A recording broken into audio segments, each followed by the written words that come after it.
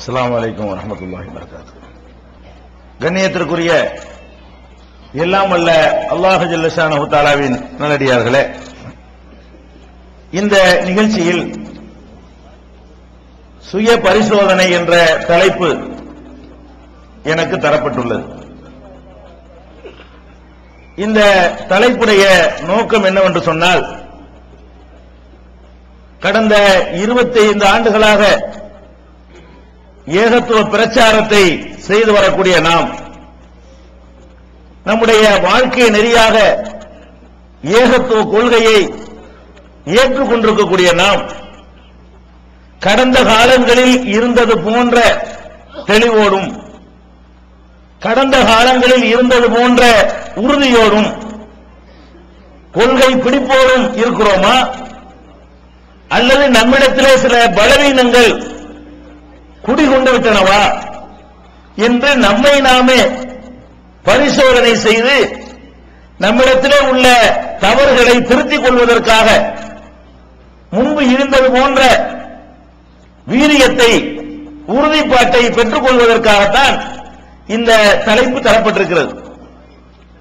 நீங்கள் ஒரு 25 ஆண்டுகளுக்கு முன்னால், 20 ஆண்டுகளுக்கு முன்னால் இந்த ஏகத்துவ சகோதரர்களை பார்த்தோம் என்று சொன்னால், அவர்கள் எப்படியெல்லாம் தங்களுடைய மார்க்கப்பற்றை, கொள்கை உறுதியை வெளிப்படுத்தி காட்டினார்கள்.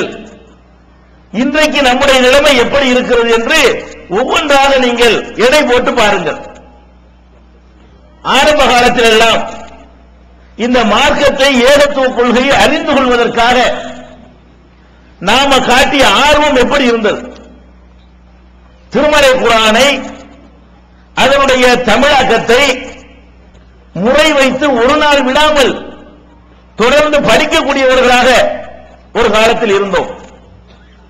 நபிகள் நாயகம் ஸல்லல்லாஹு அலைஹி வஸல்லம் அவர்களுடைய ஹதீசுகளில் எவையெல்லாம் நம்முடைய தாய்மொழியிலே கிடைக்கிறதோ அதை ரொம்ப ஆவலோடு வாங்கி அதை திரும்ப திரும்ப வாசித்து நம்முடைய மார்க்க அறிவை பெருக்கிக் கொள்பவர்களாக இருந்தோம். இஸ்லாமிய மார்க்கத்தை தூய வடிவில் சொல்லக்கூடிய சொற்பொழிவுகளையும், தூய வடிவிலே சொல்லக்கூடிய பிரசுரங்களையும் தேடி தேடி சென்று நாம் அதை அடைந்து மார்க்க அறிவை பெருக்கிக் கொண்டிருந்தோம். இன்றைக்கு அந்த நிலையில் நாம் இருக்கிறோமா? இன்றைக்கு ஏகத்துவத்திலே ஆட்கள் அதிகமாக இருக்கிறார்கள். இந்த கொள்கைக்கு சொந்தம் கொண்டாடக்கூடியவர்களுடைய எண்ணிக்கை அதிகரித்திருக்கிறது. கடந்த காலத்தில் இருந்தது போன்ற ஒரு தெளிவு, அதிகமான விஷயங்களை அறிந்து கொள்ள வேண்டும் என்ற ஆர்வம் இருக்கிறதா என்றால் இல்ல. நம்ம என்ன முடிவுக்கு வந்திருக்கிறோம்? நமக்கு தான் எல்லாம் தெரிஞ்சிருச்சு.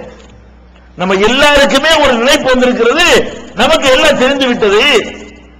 மார்க்க விஷயங்களை நம்ம புதுசா என்ன சொல்லிட போறாங்க, புதுசா என்னத்தை போய் கேட்க போறோம், நமக்கு தெரியாத செய்தியா நமக்கு கிடைக்க போகிறது என்கிற ஒரு மனநிலை ஏற்பட்டு மார்க்கத்தை தேடி அலைகிற போக்கை நாம் குறைத்துக் கொண்டிருக்கிறோம்.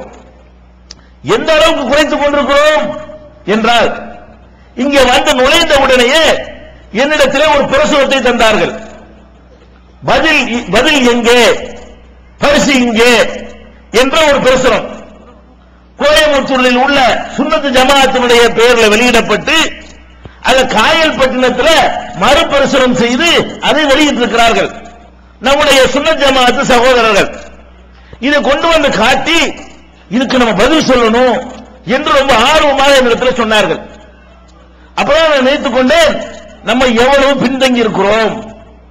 இந்த நோட்டீஸ் எப்ப வந்தது, இதற்கு எப்ப பதில் சொன்னோம், எத்தனை விதங்களில் இந்த நோட்டீஸுக்கு பதில் சொன்னோம், இதற்காக வேண்டி நேரடி விவாதத்திற்காக எத்தனை முறை பயணம் மேற்கொண்டோம், ஒப்பந்தத்திற்கு வந்துவிட்டு எவ்வளவு ஓட்டம் எடுத்தார்கள் என்ற வரலாறுகள் எல்லாம் உங்களுக்கு நாங்கள் எழுத்து வடிவிலே தந்திருக்கிறோம். ஒளிநாடாக்கள் வழியாக ஏற்கனவே தந்திருக்கிறோம். நீங்கள் தேடி படிக்காமல் புதுசா ஒரு என்னமோ பயங்கரமான ஒரு நோட்டீஸ் வந்து விட்டது, இதுக்கெல்லாம் என்ன பதில் என்று கேட்கிறீர்கள் என்று சொன்னால், கேட்கக்கூடிய சகோதரர்கள் அத்தனை பேரும் இடத்தில் கேட்டார். ஒருவர் கூட, 2 பேர் இதுக்கு ஏற்கனவே பதில் சொல்லியாச்சு, நம்ம கிட்ட ஆல்ரெடி பதில் இருக்கிறது என்று சொன்னார்களே தவிர, ஒரு பெரிய கூட்டமாக என்னை வந்து பார்க்கிறார்கள், யாருக்கும் இது தெரியல. என்ன விளங்குறது? மார்க்கத்தை தேடி இப்படி போட்டிருக்கானே, இதுக்கு என்ன பதில்? ஏற்கனவே பதில் கொடுத்திருக்கிறாங்களா? அது எங்க இருக்கிறது என்று தேட வேண்டும் என்ற ஒரு ஆர்வம் கிடையாது. அதை தேடி பார்க்கிறதுக்காக எந்த ஒரு உழைப்பும் செய்வது கிடையாது. அதில் கொடுத்திருக்கிற ஒவ்வொரு பாயிண்டாக எடுத்து அதை விரிவான முறையில் வரிக்கு வரை அக்குவேர் ஆணிவராக அலசி ஹதீஸ் என்ற பெயர்ல எவ்வளவு புழுகி இருக்கிறார்கள், எவ்வளவு பொய் சொல்லி இருக்கிறார்கள் என்ற அந்த நோட்டீஸை கையில் வைத்துக் கொண்டு அதுக்கு வார்த்தைக்கு வார்த்தை வரிக்கு வரி பதில் கொடுத்து ஒரு வருஷம் ஓடிவிட்டது. அந்த சீடி இன்றைக்கு நம்மிடத்தில் பாதுகாப்பாக இருக்கிறது. பல பகுதிகளுக்கும் அந்த சீடியின் மூலமாக இவர்களுடைய முகத்திலே கிழிக்கப்பட்டுக் கொண்டு இருக்கிறது. காயல்பட்டினத்தில் உள்ள சகோதரர்கள் நீங்கள் சொல்கிறீர்கள், இதுக்கு நம்ம பதில் சொல்லி ஆகணும். அப்ப என்ன அர்த்தம்? நீங்கள் தேடுவதற்கு தயாராக இல்லை. இதற்கெல்லாம் நிச்சயமாக பதில் சொல்லி இருப்பார்கள் என்பதற்காக தேடணுமா இல்லையா? அப்ப நம்ம என்ன நினைக்கிறோம்? எல்லாம் தெரியும், நமக்கு தெரியாதா என்கிற மாதிரியான ஒரு மனநிலைக்கு வந்ததால் உங்களுக்கு இதெல்லாம் தெரியவே இல்லை. இதன் பின்னணியில் ஒரு சின்ன உதாரணம், அந்த பிரசுரத்தில் உள்ளதுக்கு ஒரே ஒரு உதாரணம் சொல்வதாக இருந்தால், தொப்பி போடுவது, தலப்பா போடுவதுன்னு சொல்லிட்டு அது ஒரு பயன் எழுதியிருப்பார்கள். திருமதியில் ஹதீஸ் இருக்குன்னு போட்டிருப்பார்கள். அதை எடுத்து போட்டு என்ன செய்வார்கள்? இதோ இருக்கிறது வெளியே சொல்லிவிட்டோம், தொப்பி போடுவதற்கு ஆதாரம் காட்டிவிட்டோம், பரிசை கொண்டு வந்துட்டா அப்படின்னு அவர் எழுதியிருப்பார்கள். நீங்க வந்து அவங்களை சொல்லக்கூடிய அந்த திருமதி எடுத்து பார்த்தீர்களே, ஆனால் அவங்களுக்கு அது மாற்றமா இருக்கும். முதலாவது அந்த ஹதீஸ் சரியில்லைன்னு திருமதியில் எழுதியிருப்பார். ருக்கானாங்கிறவர் எழுதியிருக்காரு, அவர் யாருன்னு தெரியாது, அவருடைய மகன் யாருன்னு தெரியாது அப்படின்னு சொல்லி அந்த அறிவிப்பாளர் வருஷம் சரியில்லை என்று அதுல சொல்லி இருப்பார். சரின்னு வைத்துக் கொண்டாலும் அது அவங்களுக்கு எதிரானது.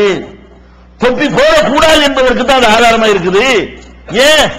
அதுல உள்ள வாசகம் எப்படி இருக்கு என்று கேட்டால், நமக்கும் இணை கற்பிக்கக்கூடிய மக்களுக்கு மத்தியில் உள்ள வேறுபாடு தொப்பியின் மீது தலைப்பாகை அணிவது. இதான் ஹதீஸ். அப்ப நீ தொப்பி மட்டும் போட்டா நீ இணை கற்பிக்கிற ஆளு, நீ தலைப்பை மட்டும் கட்டினா நீ இணை கற்பிக்கிற ஆளு, ரெண்டும் சேர்த்து கட்டினா தான் நீ இணை கற்பிக்காத ஆளு. அப்படித்தான் அந்த பலவீனமான ஹதீஸில் இருக்கிறது. அப்ப தொப்பி மட்டும் போடுவது யாருடைய அடையாளமா? இணை கற்பிப்பவர்கள் அடையாளம் அந்த ஹதீஸ் சொல்லுது. பயங்கரமான கண்டுபிடிச்ச ஆதாரம் பத்திகளா? தொப்பிக்கு ஆதாரம். தொப்பி போட்டா முஷ்ரிக் என்பதற்கு அந்த ஹதீஸ் ஆதாரம். தொப்பி போட்டா அது சரியில்லை, சரியான அது ஒரு விஷயம். தொப்பி போட்டால் அவன் இணை கற்பிப்பவன் என்கிற ஒரு ஹதீஸை வெளியிட்டு விட்டு பார்த்தீர்களா தொப்பிக்கு ஆதாரம் என்று இவ்வளவு சிறுபிள்ளைத்தனமாக, இவ்வளவு விவரங்கட்டத்தனமாக அதில் உள்ள ஒவ்வொரு பாயிண்டை எழுதியிருக்கிறார்கள். அந்த பாயிண்ட்களை எடுத்து வைத்து திருமதியிலே வாசகத்தை வாசிச்சு வரிக்கு வரி வார்த்தைக்கு வார்த்தை அந்த நோட்டீஸுகளுக்கு நம்ம பதில் சொல்லி இருக்கிறோம். மறுபடியும் ஒருக்கா சொல்ல வேண்டிய தேவையில்லை. இதை இங்க நான் சுட்டி காட்டுவதற்கு தெரியுமா? உங்களுக்கு ஏன் இது தெரியல? என் கேள்வி என்ன தெரியுமா? ஒரு 25 ஆண்டுகளுக்கு முன்னாடி இப்படி நாம இருந்தோமா? ஒவ்வொருத்தருக்கும் பதில் தெரியும். எந்த நோட்டீஸ் போட்டாலும் அதை வாசிக்கிற ஒவ்வொரு சகோதரனும் இதுக்கு ஏன்டா நாங்க வந்து சென்னைக்கு போகணும், இதுக்கு ஏன் நாங்க கடைகளுக்கு போகணும், நாங்க சொல்லவா என்று கேட்கிற அளவுக்கு விவரமா இருந்தீர்களே. இப்ப நோட்டீஸ் தூக்கி வச்சுக்கிட்டு என்ன பதில் கேட்கிற அளவுக்கு ஆயிட்டீங்களே. என்ன காரணம்? மார்க்கத்தை தேடி அடையக்கூடிய நிலையில் நீங்கள் ரொம்ப நீங்கள் என்பது காயல்பட்டு சொல்லவில்லை. இப்ப உள்ள சகோதரர்களை சொல்கிறேன். ஏகத்துவத்தில் புதிய சகோதரர்களை யாவது ஒரு ஏற்றுக்கொள்ளலாம். 20 ஆண்டை நம்ம கடந்து விட்டோம், கரைத்து குடிக்க வேண்டியதெல்லாம் கரைத்து குடித்து விட்டோம். நம்ம என்ன நேற்று தௌஹீத்வாதியா, நம்ம 10 வருஷம் தௌஹீத்வாதி இல்லையா என்கிற சகோதரர்களை சொல்கிறேன். நேற்று வந்தவனுக்கு தெரியாம இருக்கலாம். 10 வருஷம் 15 வருஷம் கடந்த நீங்கள் இப்படி ஒரு பிரசுரத்தை மார்க்கம் என்று போடுகிறார்கள். அதற்கான பதில் சொல்லப்பட்டிருக்கிறது உங்களுக்கு தெரியவில்லை. தெரிந்ததை அவர்களுக்கு பதிலாக கொண்டு செல்லவில்லை. எங்க பாத்தீங்களா? இப்ப சுய பரிசோதனை செய்கிற நிலையில் நீங்கள் இருக்கிறீர்களா இல்லையா? அது மாத்திரம் இல்ல, இந்த ஷேக் அப்துல்லா ஜமாலி என்பவர் அவர் சில டிவியில் வந்து அந்த ஹதீஸ்ல இந்த ஹதீஸ்ல கொண்டு உலர்த்திக்கிட்டு இருக்கிறார். இவர் யார்? இவரை எத்தனை முறை நாங்கள் சந்தித்திருக்கிறோம். திருப்பூரிலே விவாதம் செய்வதற்காக சவால் விட்டார். தேதியை குறித்தோம், நாங்கள் சென்றோம், விவாத ஒப்பந்தம் செய்தோம், தேதியை குறித்தோம், தலைப்புகளை முடிவு செய்தோம், எந்த இடம் என்று தீர்மானித்தோம், எல்லாம் செய்துவிட்டு அந்த அன்னைக்கு போறோம். ஆல்கல் எஸ்கேப் ஒப்பந்தத்தில் கையெழுத்து போட்டு கையில் வைத்திருக்கிறோம். ஷேக் அப்துல்லா ஜமாலியும் கையெழுத்து போட்டிருக்கிறார். திருப்பூரிலே விவாதத்திற்கு வருவதாக ஒப்புக்கொண்டு எழுதிவிட்டு தலைப்பு 4 தலைப்பு இந்த நாளில் பேச வேண்டும், இன்னொரு அடிப்படையில் பேச வேண்டும், யார் தடுத்தாலும் ஜமாஅத்துல் உலமாவே மறுத்தாலும் நான் நிச்சயம் வருவேன் என்றெல்லாம் ஜம்பமாக அந்த ஒப்பந்தத்தில் எழுதின ஷேக் அப்துல்லா ஜமாலியை திருப்பூர்ல நாங்க போறோம், காணோம். மீட்டிங் நடத்திட்டு வந்தோம். அந்த அன்னைக்கு அந்த நிகழ்ச்சியில மீட்டிங் நடத்தி அந்த தலைப்புகளை பற்றி விளக்கி மக்களுக்கு பயான் சொல்லிவிட்டு வந்தோமே. நீங்க இன்னைக்கு பேசிக்கிட்டு இருக்கிறீங்க, விவாதத்து கூப்பிட்டார்கள் வரவில்லை, நம்மள்ட்ட காயல்படுத்துறதுன்னு கேட்கிறாங்க. விவாதத்து கூப்பிட்டாங்க வரலையாமல, பயங்கரமா பேசுறாங்க, மக்கள் அப்படி தடுமாறுறாங்க, தடுமாறத்தான் செய்வாங்க. ஏன் எங்க இந்த மெசேஜ் நீங்க கலெக்ட் பண்ணீங்க, எங்க தேடி அழைச்சீங்க, அவருக்கு பதில் சொல்வதற்காக எங்க வந்த இடத்துல கேட்கறீங்க, அவ்வளவுதான். இந்த கூட்டத்திற்கு ஏற்பாடு இல்லாவிட்டாலும் நான் வந்திருக்காவிட்டாலும் இதையும் கேட்டுக்க மாட்டீர்கள். இப்படி வந்திருக்கிறது உண்மையா என்பதற்காக வேண்டியாவது கேட்க வேண்டிய இடத்தில் கேட்டீர்களா?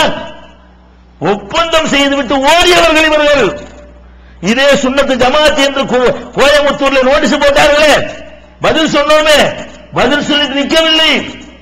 விவாதத்திற்கு நீங்கள் இருக்கணும் என்பதற்காக இங்கே இருந்து மெனக்கட்ட 5 பேர் கோயம்புத்தூருக்கு போய் ஒரு நாள் பூரா உட்கார்ந்து ஏற்கனவே செஞ்ச விவாத ஒப்பந்தப்படி விவாதத்துக்கு வா, டெய்லி ஒரு ஒப்பந்தம் போட இயலாது என்று வற்புறுத்தி கடைசியில் மாட்டம் என்று ஓடிவிட்டார்கள். அது வீடியோவில் பதிவு செய்யப்பட்டு அது எங்களிடத்தில் இருக்கிறது. விவாத ஒப்பந்தம் பண்ணவே திருப்பூர்ல ஓடுனாங்களே, அதுவும் வீடியோவாக கையில் வைத்திருக்கிறோம். அதே மாதிரி கோயம்புத்தூர்ல ஓடுனாங்களே, அதை வீடியோவாக கையில் வைத்திருக்கிறோம். உங்களுடைய மகளரா, உங்களுடைய சுன்னத் ஜமாஅத், இந்த கேரளாவில் உள்ள சுன்னத் ஜமாஅத், இவங்களுக்கெல்லாம் ஹெட்டாக இருக்கக்கூடிய சுன்னத் ஜமாஅத் கேரளாவுடைய அந்த மொத்தத்துக்கு தலைமை வகிக்கிற அவங்களுடைய விவாத ஒப்பந்தம் போட்டோம். இவங்களெல்லாம் அவர்களால் தூண்டிவிடப்பட்ட ஒரு சின்ன ஆட்கள். உங்க ஊர் காயல் பண்ண மகளராக இருந்தாலும் இவர்களை விட பெரிய பெரிய மகானுபாவன்கள் இருக்கிறாங்களே, அந்த மாதிரியான ஆட்களோடு கேரளாவுக்கே தேடி போய் அந்த சுன்னத் ஜமாஅத்துடைய மர்கஸ்ல பல கோடி ரூபாய் பெருமானத்தில் கட்டப்பட்டுள்ள அந்த கட்டடத்திற்கு சென்று அங்கே அவர்களோடு விவாத ஒப்பந்தம் செய்து தேதியை அறிவித்து கோயம்புத்தூரில் நாங்கள் ஏற்பாடு செய்தோம். நாங்க தான் போனோம், அதுக்கு வரவில்லை அவர்கள். விவாதத்துக்கு வர ஒப்புக்கொண்டு விட்டு ஓடியது ஒன்று என்றா, அப்ப இப்படிப்பட்ட ஒரு கூட்டம் சவால் விடுதுங்கிறத ஒரு பிரச்சனையாக நீங்கள் எங்களிடத்தில் சொல்கிறீர்கள் என்று சொன்னால் இதுல என்ன நம்ம பரிசீலனை செய்ய வேண்டியிருக்கிறது?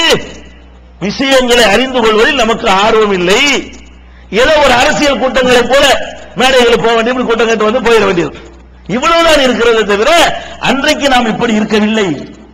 10-15 வருடத்திற்கு முன்னால் நம்மில் யாரும் இப்படி இல்லை. இந்த மாதிரி எவன் சவால் விட்டாலும் உட்கார பேசுவோம், நான் சொல்ற பதில் இப்படியே உங்கள்கிட்ட யாரும் இல்ல, நாங்க தான் வரணும் பதில் சொல்ல. பதில் சொல்ல வேணாம் சொல்லணுமா இல்லையா? சொல்லலாம். அறிந்து கொள்வதற்குரிய வாசல் இன்னைக்கு நல்லா திறக்கப்பட்டிருக்கிறது.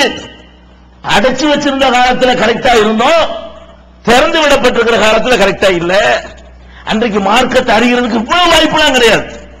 குர்ஆன் தமிழாக்கங்கள் சரியா வந்து சேரவில்லை. ஹதீஸ்கள் அத்தனை மொழிபெயர்த்து இன்னைக்கு புகாரி உட்பட அன்னைக்கு மக்கள்கிட்ட கிடைக்காத ஒரு காலம், சஹீஹ் முஸ்லிம் மக்கள்கிட்ட கிடைக்காத காலம். சும்மா சின்ன சின்ன ஏடுகள் தான் கிடைத்தது. ஒரு ஆங்கில அறிவு உள்ளவர்களுக்கு தான் ஹதீஸ்களை அறிந்து கொள்கிற அளவுள்ள நிலைமை இருந்தது. அப்படிப்பட்ட காலத்திலே இந்த குராதிகள் சுன்னத் ஜமாஅத்துக்காரர்கள் ஷிர்கை ஆதரிக்கக்கூடியவர்கள் என்னென்னவெல்லாம் வாதங்களை எடுத்து வைப்பார்களோ அதற்கெல்லாம் பதில் சொல்ல திராணி பெற்றவர்களாக கூடியிருக்கிற மக்களிலே 50% பேர் இருந்தீர்கள். தௌஹீதை பின்பற்றக்கூடிய மக்களிலே பாதி பேர் எப்படி இருந்தீர்கள்? வா என்கிட்ட பேசணும், முதல்ல ஓன்ட்ட பேசுறதுக்கு அங்கே இருந்து ஆள் வரணும், நான் பார்க்கிறவா என்று கேட்டீர்களே. அப்படி பாயிண்டா நோட் எடுத்தீர்களே, குறிப்பெடுத்து வைத்தீர்களே, அதெல்லாம் எங்கே? அந்த ஆர்வம் எங்க போய்விட்டது? என்ன நினைக்கிறீங்க? நமக்கு தெரியாது, என்ன எல்லாம் தெரிஞ்சு போச்சு. தெரிஞ்சிருக்கலாம், தெரிந்ததையே உங்களுக்கு சொல்லலாம். சொல்லுகிற கோணம் மாறுபடும். சொல்லுகிற செய்திகள் மறந்து போயிருக்கும். அல்லாஹ் எதுக்கு தொழுகை நிலைநாட்டுங்கன்னு திருப்பி திருப்பி சொல்றான் குர்ஆன்ல? ஒரு சொன்னா பத்தாதா? அகீமு ஸலாத்துன்னு ஒரே ஒரு இடத்துல சொன்னாலே பத்தாதா? அதை வச்சுட்டு தொழுகை கடமைன்னு முடிவு எடுக்கிறது போதாதா? போதும். அல்லாஹ் எதுக்கு சொல்றான்? மறந்துடுவாங்க மனுஷன், அப்படித்தான் திருப்பி திருப்பி மண்டல அடிச்சுக்கிட்டே இருக்கணும், அப்பதான் சரியா வருவாங்க என்பதற்கு அல்லாஹ் என்ன செய்யறான்? அங்கங்க ஒரு சூறாவை எடுத்துட்டு அசல் நல்லா போய் அது செய், போய் சொல்லாத, இப்படி எத்தனை தடவை திருப்பி திருப்பி எல்லாம் அடிக்கிறான். அப்ப நம்ம என்ன என்ன பாடத்தை கற்கணும்? சுய பரிசோதனையில மார்க்கத்தை தேடுவதற்கு அலைய வேண்டும். அப்படி அலைந்தோம். எப்படி சஹாபாக்கள் காலத்தில் ஒரே ஒரு மசாயிலை அறிந்து கொள்வதற்காக வேண்டி மக்காவிலிருந்து மதீனா வரைக்கும் வந்து இந்த மாதிரி நான் ஒரு பெண்ணை கல்யாணம் பண்ணி விட்டேன். கல்யாணம் பண்ண உடனே ஒரு அம்மா வந்து சொல்றாங்க, உன் பொண்டாட்டிக்கு உனக்கு நான் பால் கொடுத்திருக்கிறேன், அதனால நீங்க ரெண்டு பேரும் அண்ணன் தங்கச்சி, நீங்க ரெண்டு பேரும் கல்யாணம் பண்ண செல்லாது என்று ஒரு அம்மா சொல்றாங்க என்ற உடனே இது தெரிஞ்சுக்கிறதுக்காக வேண்டி 400 கிலோமீட்டர் ஓடி வந்தார ஒருத்தர். அந்த ஆர்வம் நம்மள்ட்ட இருந்துச்சு, அவ்வளவுக்கு இல்லாட்டாலும் அதுல ஒரு 10% நம்மள்ட்ட இருந்துச்சு. இப்ப இருக்குதா? அவ மார்க்கத்தை அறிந்து கொள்வது. நான் கேட்கிறேன், ஏகத்துவத்தை சொல்வதற்காக என்று வருகின்ற பத்திரிகைகளை வாசிப்பவர்கள் எத்தனை பேர்? ஒரு காயல் பட்டணத்தில் மாத்திரம் ஏகத்துவத்தை சொல்லக்கூடிய ஒரு பத்திரிகை விற்பனை ஆகிறதா இருந்தால் ஒரு 10,000 பேர வேண்டாமா? அவ்வளவு மக்கள் நீங்கள் இல்லையா? வாசிக்கிறது இல்லை. ஏகத்துவம் என்ற பெயர் உள்ள பத்திரிகை நான் சொல்லவில்லை. ஏகத்துவத்தை சொல்லுகிற பத்திரிகைகள் எதற்கு எடுத்து பாரு, எத்தனை விற்கிறது, எத்தனை பேர் வாங்குறீங்க? அப்ப மார்க்கத்தை சொல்வதற்கு எவ்வளவு நூல்கள் வந்திருக்கிறது, எவ்வளவு வாங்கியிருக்கிறீங்க? அப்ப அதை தேடி அலைவதற்கான தேட்டங்கள் ரொம்ப ரொம்ப ரொம்ப குறைந்து விட்டது. அதே மாதிரி நூலகங்கள் என்று ஒரு காலத்தில் வைத்துக் கொண்டு நீங்கள் வாங்குவதற்கு சக்தி இல்லாமல் இருக்கலாம். வீடியோ லைப்ரரிகள் வைத்திருந்தோமே, அதுல ஒவ்வொருவரும் வாங்கிக் கொண்டு கேட்டுவிட்டு கொண்டு வந்து தருவார்களே, அந்த செட்டப் தொடர்கிறதா? இன்றைக்கு நீடிக்கிறதா? வீடு வீடாக அந்த மெசேஜ் போகிறதா? புதிய புதிய சாப்ட்வேர்களை நம்ம வந்து புதிய புதிய தலைப்புகளை நம்ம தேடுகிறோமா? ஒண்ணும் கிடையாது. ஏதாவது அந்த காலத்தில் இருக்கிற யூஸ் பண்ணிட்டு இருப்போங்கிற அளவுல நம்ம மாறிவிட்டோம். அப்ப சுய பரிசோதனையில முதல்ல தெரிந்து கொள்ள வேண்டிய விஷயம் என்னவென்று சொன்னால், இதெல்லாம் ஒரு அற்பம். இவங்க கேட்கிற கேள்வியெல்லாம் இருக்க, நீங்கள் பதில் சொல்ற தகுதியான கேள்விகள் தான் அதெல்லாம். இதுக்கெல்லாம் பெரிய ஆட்கள்லாம் வர வேண்டிய தேவையே கிடையாது. அவ்வளவு சிறுபிள்ளைத்தனமாக கேட்டால் படிக்கும் போதே அதுலயே முரண்பாடு. அந்த நோட்டீஸை வச்சுக்கிட்டு நீங்க பதில் சொல்லலாம். அவ்வளவு குழப்பம், அவ்வளவு முரண்பாடு. படிக்கும் பொழுதே உணர்கிறார்கள் என்று சொல்லுகிற அளவுக்கு ஒரு நோட்டீஸை வெளியிட்டு இருக்கிறார்கள். அதை 1.5 வருஷத்துக்கு பிறகு இங்க உள்ள ஆளுங்க புதுசா நம்ம கண்டுபிடிச்ச மாதிரி 1.5 வருஷத்துக்கு பின்னாடி அதை மறுபரிசீலனை செய்கிறார்கள். அதை விட நீங்க பின்தங்கி இருக்கிறீங்க. அவங்களே பரவாயில்லை, கொஞ்சம் முந்தியாவது போட்டாங்க. அதை விட பின்தங்கி இருக்கக்கூடிய நீங்க நோட்டீஸ் பிரசுரம். இதுதான் நீங்க காலையில பஞ்சாயத்து, காலையில மட்டும் வர ஒரே பஞ்சாயத்து. என்ன நோட்டீஸ் போட்டாங்க. அப்ப என்ன பிரச்சனை? மார்க்கத்தை அறிந்து கொள்வதில் நீங்கள் ஆர்வம் காட்டவில்லை என்று சொன்னால் இதெல்லாம் வரும். இப்ப கூட ஒரு சீத்தல் கொடுத்தார். புதுசாக நிலைமை உண்டாகிறது, தரிகா கூட்டம் உண்டாகிவிட்டது, புது புது பையத்து கூட்டங்களா வருகிறது, ரொம்ப எல்லாமே கெட்டு போய் கொண்டிருக்கிறது, சரியான பிரச்சாரம் இல்லை என்று அக்கறைப்பட்டா போதுமா? நீங்க அதுக்கு என்ன பண்ணீங்க? நீங்க எவ்வளவு தேடுனீங்க? இதெல்லாம் எல்கேஜி இல்லையா உங்களுக்கு? நான் கேட்கிறேன், இந்த பையத்து சிறுக்கு தர்கா தாயத்து தட்டெல்லாம் உங்களை ஒரு தௌஹீத்வாதியை பொறுத்த வரைக்கும் அது ஒரு எல்கேஜி மேட்ரு இல்லையா? நீங்களே அதுக்கு பதில் சொல்ற அளவுக்கு உள்ள ஒரு சின்ன மேட்ரு இல்லையா? இந்த மயிர் பிளக்கிற வாதங்கள் அதுக்கு தேவை. மிக சாதாரணமான முறையில் 4 கேள்வி நறுக்குன்னு மண்டை தட்டிட்டு போயிடலாம். அந்த மாதிரியான ஆட்கள் எல்லாம் தலையெடுக்கிறார்கள் என்று சொன்னால், தலையெடுக்கிறார்கள் என்று உங்களால் புலம்பத்தான் முடிகிறது என்று சொன்னால் நீங்க தேடல. தலையெடுத்துட்டாங்க, நீ புலம்பணுமா ஃபேஸ் பண்ணணுமா? ஃபேஸ் பண்ணணும்.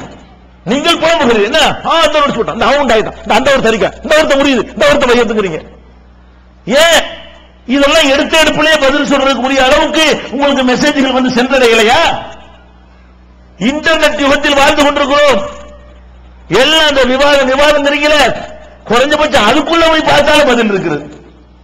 இன்னைக்கு வந்து தமிழ்நாடு தௌஹீத் ஜமாஅத்தினுடைய வெப்சைட்டுக்கு போனாலும் சரி, அதே மாதிரி ஆன்லைன் PJ.comல போய் பார்த்தாலும் சரி, எல்லாம் நம்முடைய நூல்கள் இருக்கிறது, தமிழாக்கம் இருக்கிறது. இந்த விவாதங்கள் எங்க எல்லாம் விவாதம் பண்ணணும் என்னென்ன நடத்தி அந்த ஒப்பந்த காப்பிகள் ஸ்கேன் பண்ணி உள்ள வைத்துக் கொண்டே வந்து கொண்டிருக்கிறோம். அதுகளை பார்த்தால் கூட உங்களுக்கு அறிந்து கொள்வதற்கு காசு இல்லாம வீட்டில் உட்கார்ந்து அறிந்து கொள்வதற்கான வாய்ப்புகள் தரப்பட்டிருக்கிறது. இல்ல நம்ம சுய பரிசோதனையில ஃபர்ஸ்ட் மேட்ரு என்ன, நாம தௌஹீதை மேம்போக்காக அறிந்து கொள்ளத்தான் தயாராக இருக்கிறோம். ஆழமாக அறிந்து கொள்ள எவ்வளவு வாய்ப்பு இருந்தாலும் அதை பயன்படுத்த நாம் தயாராக இல்லை. இன்னும் சொல்ல போனால் இந்த ஏகத்துவ பிரச்சாரம் ஒளி டிவிகள் எல்லாம் வருது, இதெல்லாம் யாரு பாக்குறான்னு சொல்றீங்க? யாரு பாக்குறா? இந்த டிவியில போடுறோம்லங்க, வின் டிவியில போடுறோம், தான் தமிழ் ஒளியில போடுறோமே, இதுல வந்து டெய்லி பிரச்சாரம் நடக்கிறது, இதெல்லாம் யாரு பாக்குறா? யாரு சுன்னத் ஜமாத் அவங்க தான் பாக்குறாங்க. நமக்கு தெரியும் தெரியுமா, நான் போனவா தெரியும், நம்ம எப்படி இருக்கிறோம் நமக்கு தெரியும். அப்ப இது என்ன லெவல்ல இருக்கு தெரியும், தெரிஞ்சது மறக்காதா, தெரிஞ்சதை யாவப்படுத்திக்கிற கூடாதா, அதை வந்து நம்முடைய ஆர்வத்தை அதிகப்படுத்திக்கிற கூடாதா, விளக்கத்தை கூட்டிக் கொள்ள உதவாதா? நமக்கு தெரியுமே. நமக்கு எதுக்கு சொல்றேன், அதைத்தான் கேட்கறதுக்கு நான் சொல்ல வரல. நம்முடைய தேட்டம் குறைந்திருக்கிறதா இல்லையா? அப்ப எல்லாம் அறிஞ்சிட்டீங்களா? இல்லைன்னா எல்லாம் அறிஞ்ச பிறகு குறைஞ்சாலும் பரவாயில்ல. ஒரு நோட்டீஸுக்கு பதில் சொல்றதுக்கு முடியாத அளவுக்கு தான் நம்ம இருந்துகிட்டு இருக்கிறோம். இருந்துகிட்டு என்ன பண்றோம், அந்த வீரியத்தை இழந்து கொண்டிருக்கிறோம். அப்ப சுய பரிசோதனையில உங்கள் மத்தியில் நான் வைக்க வேண்டிய முக்கியமான விஷயம், நான் சொன்ன இந்த குறை உங்களிடத்திலே பெரும்பாலான மக்களிடத்திலே உண்டா இல்லையா? உண்டு என்றால் எப்ப மாத்த போறீங்க? மாத்தலன்னா இது நடக்கும். இவ்வளவு நாள் உழைப்பு நாசமா போகும். ஒரு சமுதாயம் 50 வருஷம் 500 வருஷம் 1000 வருஷம் ஊறி போன ஒரு சமுதாயம், அவங்களை மீட்டெடுத்து கொண்டு வந்திருக்கிறோம். சின்னஞ்சிறுசுகளை இழந்து கொண்டிருக்கிறோம். 500 வருஷம் சிறுக்களை ஊர்னவன், 500 வருஷம் விதத்துல ஊர்னவன், அவனை மீட்டெடுத்து கஷ்டப்பட்டு கொண்டு வந்து நிப்பாட்டினா நம்ம வீட்டு பிள்ளைகள் அங்கு போயிட்டு இருக்கிறது. அப்ப இதெல்லாம் என்ன நினைத்துக் கொண்டிருக்கு, என்ன பொறுப்புல இருக்கிறீர்கள், எவ்வளவு பின்தங்கி இருக்கிறீர்கள், நெஞ்சில கை வச்சு பாருங்கள். மார்க்கத்தை அறிந்து கொள்வதிலே வெறி பிடித்து அலைய வேண்டும், மார்க்கத்தை தேடுவதிலே ஒரே குறியாக நிற்க வேண்டும். அது இல்லை என்று சொன்னால் உங்களுடைய பிரச்சாரத்தால் 10 பைசாவுக்கு பிரயோஜனம் கிடையாது. இந்த மாதிரி ஒரு 2 வருஷம் மீட்டிங் போட்டு பெரிய குண்டம் கூட்டிட்டோம், 1 பைசாவுக்கு பிரயோஜனம் கிடையாது. இதனால எந்த நன்மையும் கிடையாது. என்னுடைய தொடர்ச்சி மார்க்கத்தை அறிந்து கொள்ளணும் என்ற உத்வேகத்தை இன்றைக்கு நீங்கள் பெற்றால் அது காயல் பட்டணத்தையே புரட்டி போடும். ஒரு வருஷத்துல பழைய நிலைமைக்கு நீங்கள் போக முடியும். இந்த ஒரு சந்தர்ப்பத்தை நீங்கள் எடுத்துக்கொண்டு உங்களை மாற்றிக்கொள்ள வேண்டும். அடுத்து என்ன, இன்னொரு விஷயம், நம்மள்ட்ட வீரியம் எல்லாம் எப்ப வரும் தெரியுமா? டோட்டல் தௌஹீத்வாதிகள் எடுத்துக்கொண்டீர்களே, ஆனால் எப்ப அடக்கப்பட்டார்களோ, எப்ப ஒடுக்கப்பட்டார்களோ, எப்ப அவர்களுக்கு ஒன்றுவதற்கு ஒரு இடம் இல்லையோ, செயல்படுத்த ஒரு மர்க்கஸ் இல்லையோ, அப்போ எல்லாம் பயங்கரமா வருவாங்க. நமக்கு ஒரு பள்ளிவாச, நமக்கு ஒரு செட்டிங், நமக்கு சில பணம் காசுகள், நமக்கு ஒரு செட்டில் இருந்தாங்க வாழ்க்கையில. ஒரு செட்டில் என்னவாயிருவோம், இதுக்குள்ள நம்ம வேலையை நம்ம வச்சுக்கிறோம். இதைத்தான் அகல ஹதீஸ்கள் செய்தார்கள், இதைத்தான் முஜாஹிதுகள் செய்தார்கள், உங்களுக்கு முன்னோடிகளாக திகழ்ந்தார்களே. இப்ப நம்ம தௌஹீத் தமிழ்நாட்டில் பிந்தி சொன்னோம். நமக்கு முந்தி சொன்ன பல இயக்கங்கள் இருக்கிறது இந்தியாவிலே. அதுல முன்னணியில் இருக்கிற இயக்கத்தை அகல ஹதீஸ் என்று சொல்லலாம். இந்த அகல ஹதீஸ் என்ற பெயரிலே சத்தியத்தை சொன்னார்கள், அடி வாங்கினார்கள், உதவி வாங்கினார்களே, பல வழக்குகளை சந்தித்தார்களே, சிறைச்சாலைக்கு சென்றார்களே, உயிரையும் இழந்தார்களே. அவர்களுடைய நிலை என்னவானது? இன்றைக்கு ஒரு அகல ஹதீஸ் மதுகபாக ஆகிவிட்டது. என்ன காரணம்? தெருவில் நிக்கிற வரைக்கும் தௌஹீத பேசினாங்க, வாழ்க்கையில செட்டில் ஆனவங்க தௌஹீத விட்டாங்க. பள்ளிவாசல் நமக்கு நம்ம பள்ளி இதுக்குள்ள வச்சுக்கிறோம், இதுக்குள்ள பேசிக்கிறோம் என்கிற அளவுக்கு என்றைக்கு வந்தார்களோ அவங்க ஒரு ஜமாத்து, நம்ம ஒரு ஜமாத்து, ஒருத்தருக்கு ஒருத்தர் அங்கீகரிச்சுக்கிறோம். நீங்க பெரிய ஜமாத்து, நாங்க சின்ன ஜமாத்து, நம்ம 2 பேரும் ஒன்னா சேர்ந்துக்கிறோம் எல்லாத்துலயும் என்கிற அளவுக்கு எப்ப காம்ப்ரமைஸ் வந்தார்களோ, உங்க விஷயத்தை நாங்க குறை சொல்ல மாட்டோம், எங்களை நீங்க குறை சொல்லாதீங்க என்கிற அளவுக்கு எப்போது வந்தார்களோ அப்ப அகல ஹதீஸ் பள்ளி வாசல்கள் மிச்சமா இருந்துச்சு. ஆட்கள்கிட்ட தௌஹீத காணா. நீங்கள் விழுப்புரம் போன்ற பகுதிகளுக்கு சென்றால் தௌஹீத்வாதிகளே இருக்கக்கூடிய சில தெருக்கள் இருக்கிறது. அங்கே சென்றால் அகல ஹதீஸ் ஜமாத் இருக்கக்கூடிய பள்ளி 2 பள்ளி இருக்கிறது. அங்க போனீங்கன்னு சொன்னா பல வீடுகள்ல பாட்டில் தொங்கும், வீட்டு வாசல்ல பாட்டில் என்னதை அடைச்சு வச்சு அந்த ஜின்னு பேய் பிசாசுலாம் வராம இருப்பதற்காக வேண்டி பாட்டில தொங்க விட்டிருப்பார்கள். நீ யாருன்னு கேட்டு அகல ஹதீஸ் என்பார்கள். அகல ஹதீஸ் பாரம்பரியத்தில் வந்தவர்கள் வாசல் என்ன மாட்டி வச்சுக்கிறாங்க. இன்னைக்கு நீங்க போய் பார்க்கலாம். இன்றைக்கு ஏகத்துவம் தௌஹீத் எழுச்சி மறுபடியும் வந்த பிறகு இதை ஏற்றுக்கொண்ட சில பேர் அதை கலட்டி எரிஞ்சிருக்கிறார்கள். பல பேர் என்ன கலட்டில மாட்டி வைத்துக் கொண்டிருக்கிறார்கள். என்ன விஷயம்? அவங்க எந்த பாரம்பரியத்தில் வந்தாங்க? இதே பாரம்பரியத்தில் வந்தாங்க? குர்ஆன் ஹதீஸ்ங்கிற பாரம்பரியத்தில் வந்தாங்க இல்ல. அப்ப என்ன விஷயத்தை பார்க்கிறோம்? அந்த வீரியத்தை நாம் இழந்து விடக்கூடாது. வெறி பிடித்த மாதிரி மார்க்கத்தை கடைபிடிப்பது இருக்க வேண்டும். நம்ம என்ன பண்றோம்? ஒரு நீங்க யோசிச்சு பார்க்க வேண்டும். இதே காயல் பட்டணத்தில் ஒரு கூட்டம் போடுவதற்காக வேண்டி நம்ம எவ்வளவு கஷ்டப்பட்டிருக்கிறோம். கூட்டம் போட இயலுமா? போட விடுவாங்களா? எவ்வளவு கல்லு வரும், எவ்வளவு செருப்பு வரும், எவ்வளவு போலீஸ்ல கம்ப்ளைண்ட் பண்ணுவாங்க, எத்தனை பேரும் உள்ள கொண்டு வைப்பாங்க, எவ்வளவு ஆர்டிஓ விசாரணை எல்லாம் சந்திச்சமே. அப்ப நீங்க தளர்ந்தீங்களா? வீறு கொண்டு எழுந்தீங்களா? வீறு கொண்டு எழுந்தீங்க. இன்றைக்கு என்ன? நமக்கு ஒரு பள்ளி அது ஓரளவுக்கு முழுசா மாற்றி எடுத்துட்டோம், சரியா போச்சு, இதுக்குள்ள முடங்கிடுவோம். இப்ப யாரும் உங்களுக்கு தடுக்க போறது இல்ல. இந்த போடுறீங்க யாரும் ஹேண்டில் பண்ணாங்களா? பண்ண ஒரு கட்டத்துக்கு தான் பண்ண முடியும். ஒரு கட்டத்துக்கு பிறகு நம்ம ஒரு சக்தின்னு வந்த பிறகு கண்டுகொள்ள மாட்டார்கள். இது நல்ல வாய்ப்பா நீங்க நினைக்கணுமா? விட்டா போதும் ஓடணுமா? நீங்க என்ன நினைச்சிருக்கீங்க? இத எதிர்ப்பு இல்லாம இப்படி ஒரு நல்ல அல்லாஹ் வளர்ச்சியை தந்துட்டான், இன்னமும் நல்லா சொல்லணும். ஒரு கூட்டம் போடுவதற்காக வேண்டி இப்ப செலவழிக்கிற செலவுல 10 மடங்கு செய்யணும்.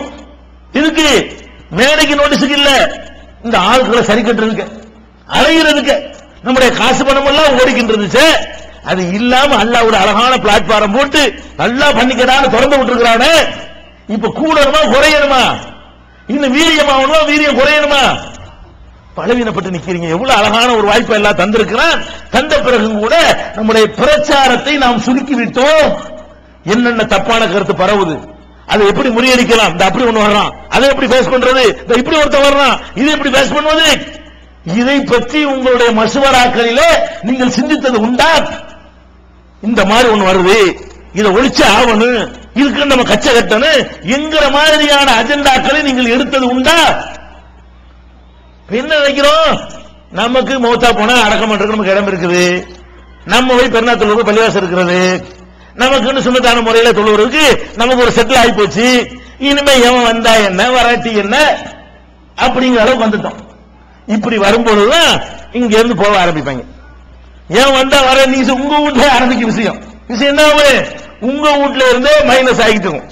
எப்ப நீங்கள் வீரியமாக சொல்லி ஒரு காலம் இருந்துச்சுங்க, காயல் பட்டணம் தௌஹீத் வந்து விட்டது என்றால், காயல் பட்டணத்தில் உள்ளவர்கள் எப்படி இருப்போம் தெரியுமா? அன்னைக்கு காயல் பட்டணத்தை மாத்திரம் சிந்திக்காமல் இங்கே இருந்து ஆழ்வார் திருநெறிக்கு போவோம், அடி வாங்கிட்டு வந்தோம். இங்க இருந்து ஆர்மூனரிக்கு போவோம், அடி வாங்கிட்டு வருவோம். இங்க இருந்து குலசேகரப்பட்டினம் போவோம், இங்க இருந்து வடமுடிக்கு போவோம். ஞாபகம் இருக்கு அதெல்லாம்? இங்கே செய்ய மாட்டேங்கிறீங்களே. தௌஹீதை கொண்டு செல்வது இந்த 5 ஊர் தானே. இன்னும் ஊர்கள் அந்த ஊர்ல வந்துட்டாங்க. வராத முஸ்லிம் ஊர்கள் இந்த மாவட்டத்தில் உண்டா இல்லையா? ஏன் நீங்கள் அதுக்குன்னு ஒரு டூர் போகவில்லை? அங்க போய் இந்த மெசேஜை கொண்டு வைக்கவில்லை? செட்டில் ஆயிட்டீங்க. வேற ஒண்ணும் காரணம் கிடையாது. நாம் செட்டில் ஆகிவிட்டோம். நமக்கு பள்ளி இருக்கிற இடம் இருக்குது, மர்க்கஸ் இருக்கு, அது இருக்கு, இது இருக்கிறது, முடிஞ்சு விட்டு எல்லாம் சரியா போய்விட்டது. நமக்கு எதிர்ப்புல அவன் அடிக்க மாட்டான், உழைக்க மாட்டான், கேஸ் வராது, ரொம்ப வராது. இனிமே நம்ம உண்டு, நம்ம வேலை உண்டு. இப்ப என்னாச்சு? தமிழ்நாட்டில் உள்ள பாதி அகல ஹதீஸ் பள்ளி ஹனபி பள்ளியா இருக்குது. பாதி அகல ஹதீஸ் பள்ளி போர்டு, அகல மஸ்ஜித் அகல ஹதீஸ் போர்டு தொங்கும். உள்ளே பாத்தீங்கன்னா 20 ரக்காத் தொழுகை நடக்கும். என்ன காரணம்? லேபிளை வைத்தார்கள், மார்க்கத்தை தெளிவுபடுத்தல. அவங்க என்ன பண்றான்? ஊர்ல எல்லாம் என்ன செய்யறாங்க எடுத்துட்டு போ. இந்த கோயம்புத்தூர்ல போய் பார்க்கலாமே, கோயம்புத்தூர்ல என்ன தௌஹீத் பள்ளியாவா இருக்கிறது அகல ஹதீஸ் பள்ளி? பாருங்க என்ன நடக்குது. தௌஹீதுக்கு எதிரான நம்முடைய ஹதீஸுக்கு எதிரான பல சமாச்சாரங்கள் அகல ஹதீஸ் பள்ளியில் நடப்பதை நீங்கள் இன்றைக்கு பார்க்கலாம். எதனால் இந்த நிலை ஏற்பட்டது? அந்த வீரியத்தை செட்டில் ஆன ஆகிருது. மனிதனுடைய அப்படி சைக்காலஜி அப்படி ஆகும் போல இருக்குது. ஒரு விஷயம் எதிர்ப்பு இதெல்லாம் இருக்கும்போது இந்த ஒரு ஆர்வம் வீரியம் செட்டில் ஆனவன குறைஞ்சு போயிடுது. எல்லா பகுதியும் பார்க்கிறோம். எங்க எல்லாம் ஒரு பள்ளிவாசலை கட்டினோமோ, எங்க எல்லாம் ஒரு மர்க்கஸை உண்டாக்கினோமோ, எங்க எல்லாம் ஒரு கபர்ஸ்தானம் உண்டாக்கினோமோ, எங்க எல்லாம் போலீஸ் பிரச்சனை இல்லையோ, எங்க எல்லாம் மீட்டிங் கூட சாதாரண அனுமதி கிடைக்கிறதோ, அதோட முடிவுக்கு வந்துடும். இனி மீட்டிங் தேவையில்லை, மீட்டிங் போடுவதற்கு எந்த தடையும் இல்லை. இனிமேல் நமக்கு தேவையில்லை இனிமே நம்ம பிரச்சாரத்தை நிப்பாட்டிடலாம், வென்று எடுத்துட்டோம். இது முடிகிற காரியமா? இல்லையாங்க. நாம எடுத்துக்கொண்டிருக்கிற இந்த காரியம் ஒரு குறிப்பிட்ட காலத்தை நிர்ணயிச்சு முடிச்சு கொண்ட காரியமா? ஒரு இடஒதுக்கீடுக்காக ஒரு அமைப்பை உண்டாக்கும், இடஒதுக்கீடு கொடுத்துட்டான்னா கலைச்சு விட்டு போற மாதிரி மேட்டரா இது? இது கலைக்கமா?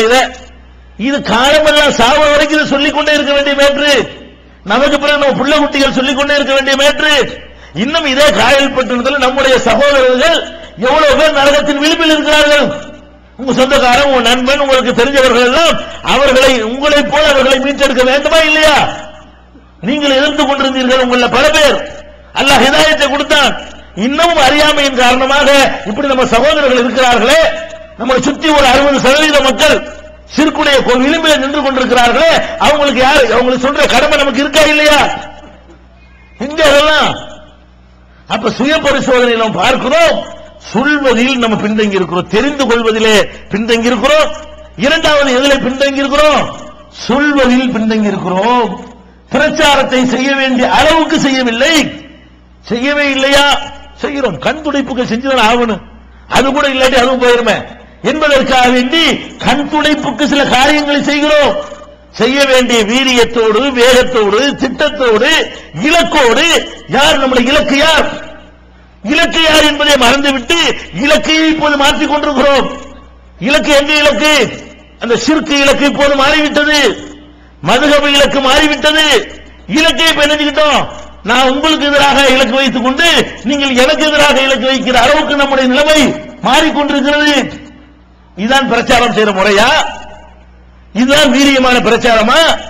அப்ப சுய பரிசோதனை செய்து நம்ம கண்ணீர் வடிக்கிற நிலையில் இருக்கிறோமா இல்லையா? இதுல பின்தங்கி இருக்கிறோம். அதே மாதிரி கொண்ட கொள்கையில உறுதிப்பாடு. கொண்ட கொள்கையில ஒரு காலத்தில் உறுதிப்பாடு. எப்படி உறுதிப்பாடு? இன்றைக்கும் நாங்கள் நினைத்து பார்க்கிறோம். நாகர்கோவிலில் இருக்கிற காலகட்டங்களில் ஒரு பெரிய செல்வந்தர், பேரை சொல்ல நான் விரும்பவில்லை, உங்களுக்கு தெரியும், பெரிய செல்வந்தர், தௌஹீதுக்காக அதிகமாக தந்தவர் அவர் ஒருவர், பல வகையில் முன்னணி நின்றவர். அவருடைய வீட்டு திருமணம் ஆடம்பரமாக இருந்தது என்ற காரணத்திற்காக மேடையில ஏறிய நாங்கள் இறங்கி வெளியே வந்தோம். சாப்பிடாமல் புறக்கணித்து விட்டு வந்தோம். இத்தனைக்கு அவர் பக்கபலமாக நின்றவர். அவர் அன்றைக்கு இல்லை என்றால் வளர்த்திருக்கிறது சிரமப்பட்டிருப்போம் என்கிற அளவுக்கு பல வகையிலும் ஒத்தாசையாக உறுதுணையாக இருந்தவர்.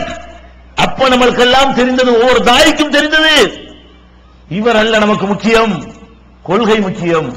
இவர் எவ்வளவு நமக்கு உதவி செய்திருந்தாலும் சரி, இவரால் நம்ம எவ்வளவு பயனடைந்திருந்தாலும் சரி, இவரால் தௌஹீதுடைய பிரச்சாரத்திற்கு ஒரு பயங்கரமான சப்போர்ட் கிடைத்தாலும் சரி, இவர் செய்கிற இந்த தப்பை நாம் அங்கீகரித்தால் அல்லாஹ்வுக்கு பாவிகளாக மாறுவோம், நம்முடைய கொள்கையுடைய உறுதிப்பாட்டை நம்ம இழந்து விடுவோம் என்று சொல்லி அவரை பகைத்துக் கொண்டு அங்கிருந்து இறங்கி வெளியே வந்தோமே. அப்படி வந்தவர்கள் இந்த 2 பேர் நாங்க இங்கே இருக்கிறோம். அப்படி வந்த பல தாய்கள்ல பல பேர் இப்ப என்ன தடை இருக்குதா? ஆடம்பரம் கூடாது இருக்குதா? பொண்ணு வீட்டுல சாப்பிடக்கூடாது இருக்குதா? பரவசனம் வாங்கின வீட்டுல சோதனைங்க கூடாது இருக்குதா என்று கேட்டுக்கொண்டு சாப்பிட்டுக் கொண்டிருக்கிறார்கள். கொள்கை உறுதிப்பாடு எப்படி? அப்படி இறங்கி வந்தவர்கள் நானும் செய்புல்லாவும் தான் அந்த மேடையில் இறங்கி வந்தவர்கள் இங்கே நிற்கிறோம். எங்க நிற்கிறோம்? இன்னைக்கும் ஆடம்பர திருமணங்களில் கலந்து கொள்ள மாட்டோம், இன்னைக்கும் வரதட்சணை வாங்குற திருமணங்களில் கலந்து கொள்ள மாட்டோம், இன்னைக்கும் பெண் வீட்டு சாப்பாட்டை சாப்பிட மாட்டோம், அண்ணனாக இருந்தாலும் மாமனாக இருந்தாலும் மச்சானாக இருந்தாலும் தம்பியாக இருந்தாலும் நாங்கள் காம்ப்ரமைஸ் பண்ண மாட்டோம் இறங்கணுமே. அந்த உறுதிப்பாடு அன்றைக்கு எங்களோடு இறங்கினார்களே, அவர்கள்ட்ட இப்ப இல்ல. இப்ப என்ன இல்லைன்றால் பரவாயில்ல, அதை நியாய தடை இருக்கிறதா கேள்வி. பெண் வீட்டார் சாப்பாடு சாப்பிடக்கூடாது என்று தடையா இருக்கிறது. மாப்பிள்ளைய சாப்பிடக்கூடாதுன்னு சொன்னாலே சாப்பிடக்கூடாதுன்னு விளங்கலையா? நாளைக்கு வரதட்சணைக்கும் இது சொல்வார்கள். நீ மகர் கொடுக்க சொல்லித்தானே இருக்கு, வாங்கக்கூடாது இருக்குதா? பொம்பளைக்கு வாங்க, நான் கொடுக்கவும் செய்வேன், பொம்பளை வாங்கவும் செய்வேன் என்று ஒரு காலத்தில் சுன்னத் ஜமாஅத் உலமாக்கள் சொன்னார்களே, அதுக்கு நிகரான வாதத்தை எடுத்து வைத்துக் கொண்டு இந்த நாக்கிலே அவர்கள் தோத்து விட்டார்கள். நாக்கு ருசியில, அந்த சாப்பாட்டு பிரியாணி மனத்திலே, புலவு சோத்திலே, தாச்சாவுடைய அந்த நறுமணத்திலே இந்த கொள்கை உறுதி காற்றில் பறக்கிறது. பல்லாயிரக்கணக்கான ரூபாய்கள் செலவழித்து மண்டபங்கள் செய்யப்படுகிறது. ஏன் எதுக்கு எல்லாம் சொல்றேன்? ஏன் அந்த காம்ப்ரமைஸ் உங்கள்கிட்ட வர வேண்டும்? அப்ப நீங்க எதை பாக்குறீங்க? அண்ணே, மாமா, மச்சான், தம்பி இதெல்லாம் வேணாம் வந்தீங்க. அன்றைக்கு உங்கள்கிட்ட எப்படி இருந்துச்சு? இந்த கொள்கைக்காக வேண்டி பெற்ற அப்பனை எதிர்ப்பேன் இருந்தீங்களா இல்லையா? இந்த கொள்கைக்காக வேண்டி கட்டிய மனைவி எதிர்ப்பேன், கட்டிய புருஷனை எதிர்ப்பேன் இருந்தீர்களா இல்லையா? இந்த கொள்கைக்காக வேண்டி அண்ணனை எதிர்ப்பேன், தம்பி எதிர்ப்பேன் இருந்தீங்களா இல்லையா? அண்ணன் விட்டு கல்யாணம் நடக்கு, தம்பி போக மாட்டான். அதை நாங்கள் இதே காயல்பட்டியில் நாங்கள் பார்த்திருக்கிறோம். பாப்பா கலந்துக்கிற கல்யாணத்தில் மோகன் கலந்துக்கிற மாட்டான். இந்த ஊரில் நாங்கள் பார்த்தோம். இந்த தமிழகத்திலே பல ஊர்களில் நாங்கள் பார்த்தோம். இன்றைக்கு அப்படி பார்க்க முடிகிறதா? எப்படியாவது நியாயப்படுத்தி இந்த சோத்தை திங்கணும், அந்த செல்வந்தர்களுடைய உறவு நமக்கு வேணும், அவங்க மனம் கோணாம நடந்து கொள்ளணும் என்கிற அளவு வந்துட்டோமா இல்லையா? அவ்வளவு பெரிய எளிமையாக திருமணம் முடிக்க சொன்னார்கள். இந்த எளிமையான திருமணம் இல்லாத காரணத்தினால் இங்கு ஏழை குமர்கள் கண்ணீர் வடித்துக் கொண்டிருக்கிறார்கள், ஏழைகள் பாதிக்கப்படுகிறார்கள். ஆடம்பரத்தை ஒரு காலம் அங்கீகரிக்க கூடாது என்று வெறி பிடித்து அலைந்த நாம் இன்றைக்கு சோத்திலே விலை போகிறோம் என்று சொன்னால், காம்ப்ரமைஸ் ஆகிறோம் என்று சொன்னால், எப்படியாவது நியாயப்படுத்துகிறோம் என்று சொன்னால் என்ன அர்த்தம்? எல்லாம் காம்ப்ரமைஸ். எல்லாம் எதிலும் காம்ப்ரமைஸ். மார்க்கத்தில் சொல்வதில் கூட சில காரியங்களை சாதித்துக் கொள்வதற்காக கொள்கையிலையும் சமரசம் செய்கிறோம். ஒரு காரியத்திற்காக யாரோடு ஒன்று சேருகிறோம். ஒரு காரியத்தை சாதிப்பதற்காக வேண்டி சேரலாம். காதிரோடு கூட நீங்கள் சேரலாம். இஸ்லாத்தினுடைய எதிரிகளோடும் நீங்கள் சேரலாம். எதுக்கு சேரலாம்? அவர்களுக்கும் உங்களுக்கும் ஒரு பொதுவான ஒரு பிரச்சனை, சேரத்தான் வேண்டும். உங்க ஊர்ல உள்ள ஒரு கண்மாய், ஒரு ஏரி உடைப்படுகிறது, நீங்களும் ராமசாமியும் சேர்ந்து போய் தான் அடைக்க வேண்டும். அதில் சேர்ந்து கொள்ளுங்கள். ரெண்டு பேரையும் பாதிக்கக்கூடிய விஷயங்கள் என்று சொன்னால் யாரும் யாரோடையும் சேர்ந்து கொள்ளலாம். அது தப்பு இல்லை மார்க்கத்தில். நபிகள் நாயகம் ஸல்லல்லாஹு அலைஹி வஸல்லம் அவர்கள் அனைத்து சமுதாய மக்களோடும் சமுதாய ஒப்பந்தம் செய்திருந்தார்கள். அக்கம் பக்கத்தில் இருந்த ஒவ்வொரு கிராமத்தோடும் அக்ரிமெண்ட் செய்திருந்தார்கள். அவர்கள் முறிக்காத வரை நபிகள் நாயகம் முறிக்காமல் இருந்தார்கள். அது தப்பு கிடையாது. அதே மாதிரி இந்த காயல்பட்டத்தில் உள்ள சுன்ன ஜமாஅத்தோடு நம்ம எந்த சண்டையும் போட வேண்டாம். அவர்களுக்கு நமக்கும் பொதுவான விஷயங்கள் வந்தால், இடஒதுக்கீடு போன்று, பாபர் மசூதி போன்று, அல்லது உள்ளூரில் ஏற்பட்ட கலவரம் போன்ற பிரச்சனைகளிலே நமக்கு நியாயம் கிடைக்க வேண்டும் என்பது போன்று, அல்லது நம்ம ஊர்க்காரர்கள் ஒரு பொதுவான பிரச்சனையிலே சிறையில் அடைக்கப்பட்டால் அவர்களை மீட்டெடுப்பதற்காக எல்லாம் ஒன்று சேருவது உள்பட இதில் எல்லாம் சேர்ந்து கொள்வது தப்பு இல்லை. நாங்களும் இன்றைக்கும் சேர்ந்து கொண்டிருக்கிறோம். அதை சேர்ந்தால் உன் கொள்கையை விட்டாத்தான் நான் சேருவேன் என்று டிமாண்ட் வைக்கப்பட்டால் அதை ஏற்றுக்கிட்டு போகலாமா?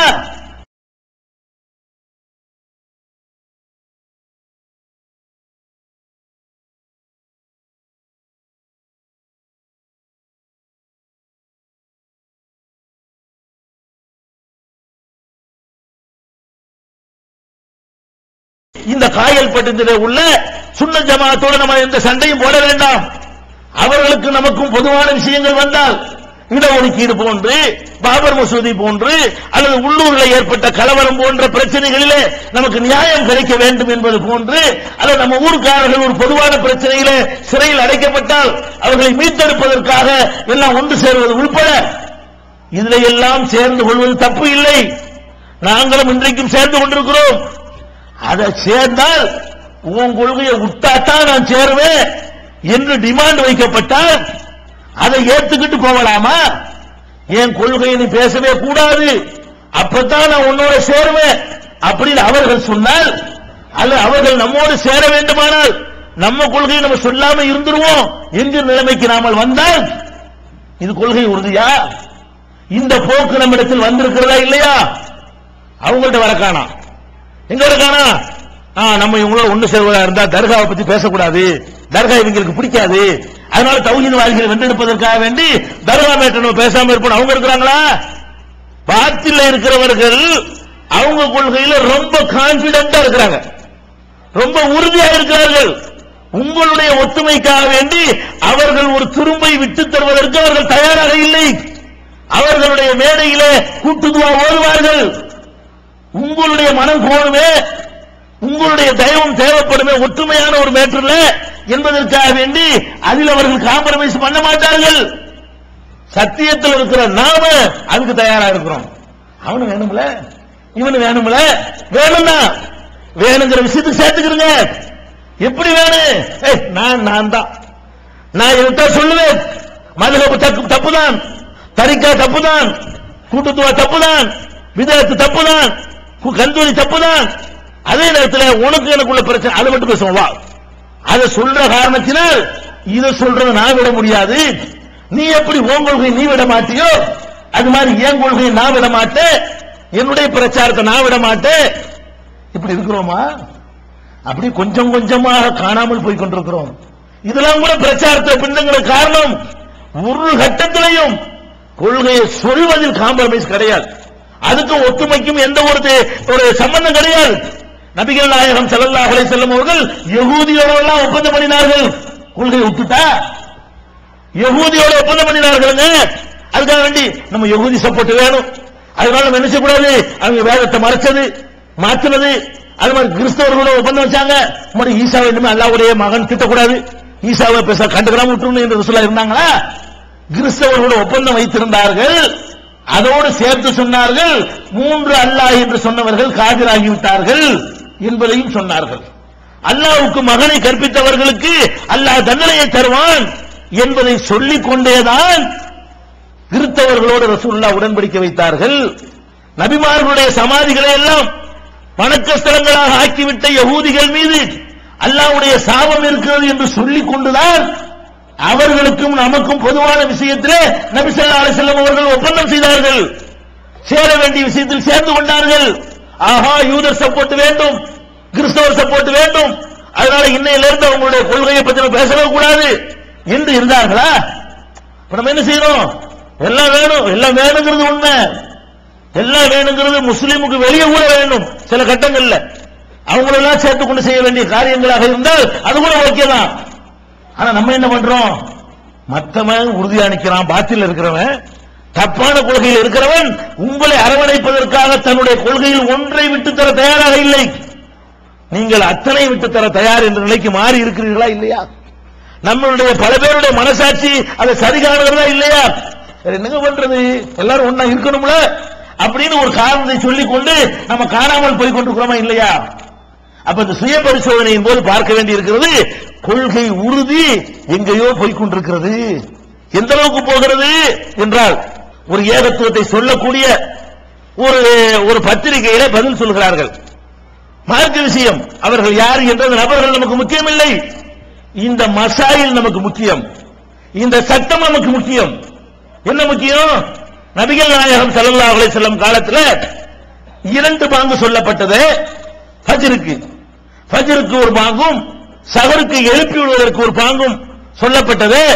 அதை நாம் நடைமுறைப்படுத்தலாமா? இது கேள்வி. குர்ஆனையும் ஹதீஸையும் அடிப்படையாக கொண்டவர்கள் என்ன பதில் சொல்லணும்? ஆமா, ரசூலுல்லாஹ் சுன்னத்தாக்கி இருக்கிறார்கள்.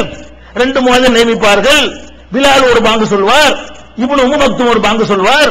பிலால் வந்து சஹருக்கு எழுப்பியோட பாங்கு சொல்வார், அப்துல்லாஹ் இப்னு உம்மு மக்தும் வந்து ஃபஜ்ர் வக்த் வந்துருச்சுன்னு பாங்கு சொல்வார். அதை கேட்டா நீங்க சாப்பிடுங்க, இதை கேட்டா சாப்பிட நிப்பாட்டுங்க என்றெல்லாம் மக்களுக்கு ஏற்பாடு செய்தார்கள் என்ற செய்தி புகாரியிலே, முஸ்லிம்ல, இன்னும் ஏராளமான ஹதீஸ் நூல்களில் இருக்கிறது. குர்ஆனையும் ஹதீஸையும் சொல்லக்கூடிய நாம் கொள்கை உறுதியிலே தடம் புரளாமல் இருந்தால் என்ன சொல்ல வேண்டும்? ஆமா, செய்யத்தான் வேண்டும், அது சுன்னத்து என்று சொல்ல வேண்டும். குர்ஆனையும் ஹதீஸையும் சொல்லக்கூடிய அந்த பத்திரிகையில் எழுதுகிறார்கள், இப்போது அதை செய்தால் குழப்பம் ஏற்படும். ஹதீஸ்ல இருக்கிறத ஒத்துக்கொண்டு ஹதீஸ் லைவ்னு சொன்னா கூட மனசாரி போயிடும். ஹதீஸ் லைவ் ஆன விட்டுட்டாங்கன்னு. ஆமா, ஹதீஸ்ல இருக்கத்தான் செய்கிறது, ரசூலுல்லாஹ் சொல்லத்தான் செஞ்சாங்க. ஆனாலும் இப்ப நாம அதை செஞ்சால் குழப்பம் ஏற்பட்டுவிடும்.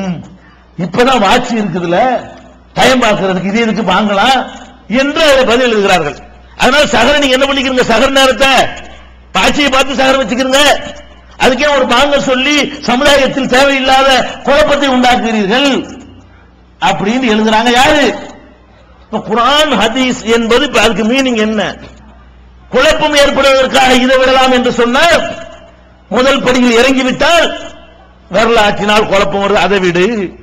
8 தொழுதா குழப்பம் வருது, அதை விடு. தொப்பி போடாட்டி குழப்பம் வருது, அதை விடு. பாத்தியா ஓதாட்டி குழப்பம் வருது, அதையும் விடு. எல்லாம் குழப்பம் தான் வருது. இதுல குழப்பம் வரல, இதுல வர்றதை விட கூடுதல் குழப்பம் 8 ரக்காத்துல வருது. அப்ப என்ன பண்ணு, ஆமா நீங்க 8 ரசூலுல்லாஹ் தொழுகை 8 உண்மைதான், ஊர்ல சொன்னீங்களா குழப்பம் உண்டாகி போயிரும், பிரச்சனை ஆகி போயிரும், நீங்க அப்படி 20 தொழுவுங்க, தெரியல அட்டா பிடிக்காது சேர்த்து அடிக்க வருவானுவ, அதனால விட்டு விட்டு என்ன செய்யுங்க உங்களோட சேர்ந்துக்கிறங்க. அதாவது மார்க்கத்தில் கூடாது எங்க நிலைப்பாடு அப்படின்னு சொன்னா அது ஒரு நிலை, அது ஆய்வு பண்ண வேண்டிய விஷயம். சுன்னத்து என்பதை ஒப்புக்கொண்டு விட்டு ரசூலுல்லாஹ் சொன்ன ஹதீஸை ஏற்றுக்கொண்டு விட்டு குழப்பம் வரும் என்பதற்காக நாங்கள் ஹதீஸை விட தயார் என்று எழுதுகிற அளவுக்கு, ஸ்லிப்பிங் வேர்டுல பேசுகிற அளவுக்கு இல்ல. பேசும்போது சில வார்த்தைகள் கூட கூட வந்துவிடும், நான் நினைச்சுக்கிட்டு வந்தது ஒண்ணு சொல்றது ஒண்ணா கூட ஆகிவிடும். யோசித்து திட்டமிட்டு 4 பேர் ப்ரூஃப் பார்த்து வெளியிடக்கூடிய எழுத்தில் வருமா?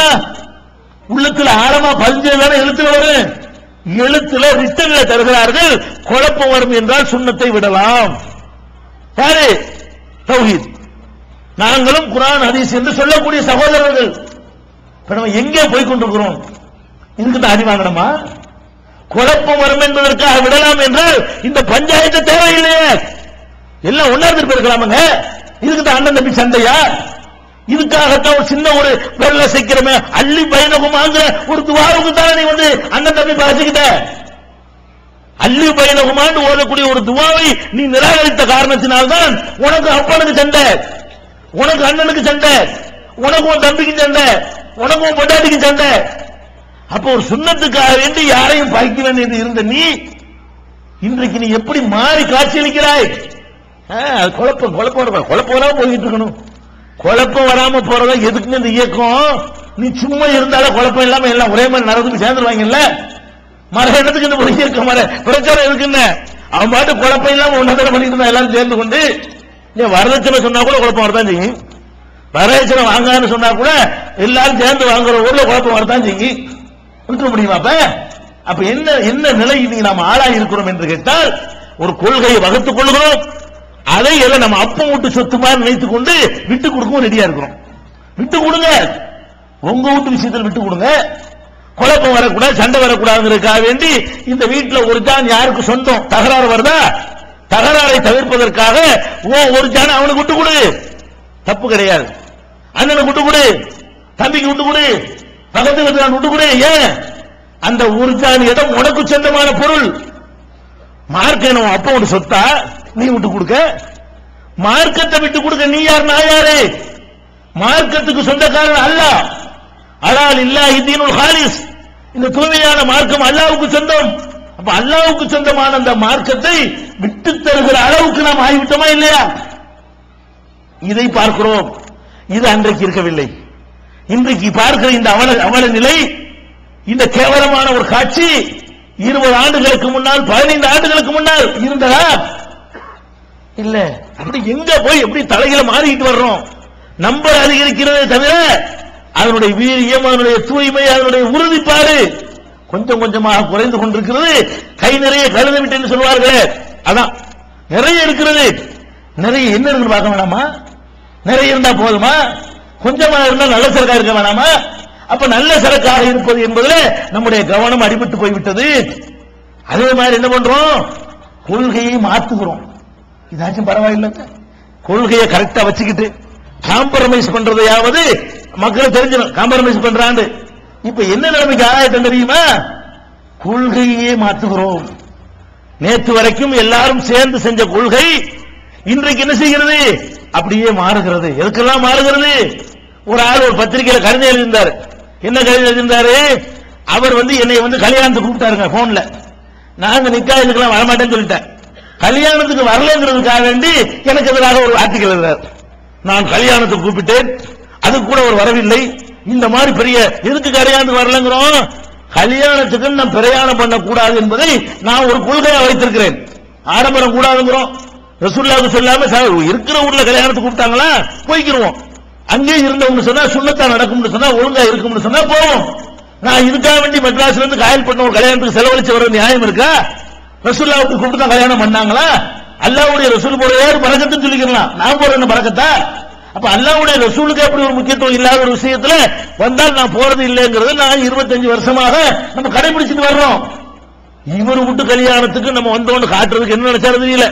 வரல என்ற உடனே இதையே காரணமா எழுதி இந்த மாதிரி திமிர் பிடிச்சு அழைக்கிறார்கள். இவர்களுக்கு பின்னால் போனதற்கு நான் வெட்கப்படுகிறேன். என் கல்யாணத்தை கூப்பிட்டு கூட அவர்கள் வரவில்லை. இதையும் பிரசுரிக்கிறார்கள். இது ஒரு கிறுக்கன் எழுதுறான், இதை பிரசுரிக்கவும் செய்யறாங்கன்னா, அட உன் கல்யாணத்துக்கு வரலன்னு நான் சொல்லலாம், தப்பா போயிருமா? அதனால என்னை எதிர்ப்பீங்களா? அதுக்காக எங்களுக்கு எதிராக ஒரு நீங்க கட்சி கட்டுவீங்களா? அது ஒரு இசுவா பிரச்சாரம் பண்ணுவீங்களா?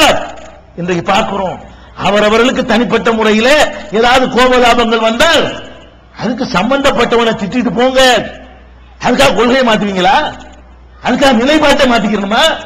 நிலைப்பாடு மறுமைக்கு உள்ளது இல்லைங்க. அட எனக்கு உங்களுக்கு சண்டை, என்னை திட்டிட்டு போங்க, மேலே போட்டு என்ன வேணாலும் திட்டுங்க, அயோத்தி என்று சொல்லுங்க, என்ன வேணாலும் பண்ணிட்டு போங்க. எனக்கு நன்மைக்குரிய நீங்கள் பொய்யாக சொன்னீர்களே, ஆனால் அதற்கான நன்மை மறுமையில் எனக்கு கிடைக்க போகிறது. என்னுடைய தவறுகள் அழிக்கப்படுவதற்கும் என்னுடைய மறுமையுடைய தரஜாக்கள் அதிகரிக்கப்படுவதற்கும் அதை ஒரு வாய்ப்பு என்று நான் எடுத்துக்கொண்டு போய்விடுவேன். அதுக்காக வேண்டி நம்ம எல்லாரும் சேர்ந்து சொன்ன கொள்கையை மாற்றுவோமா?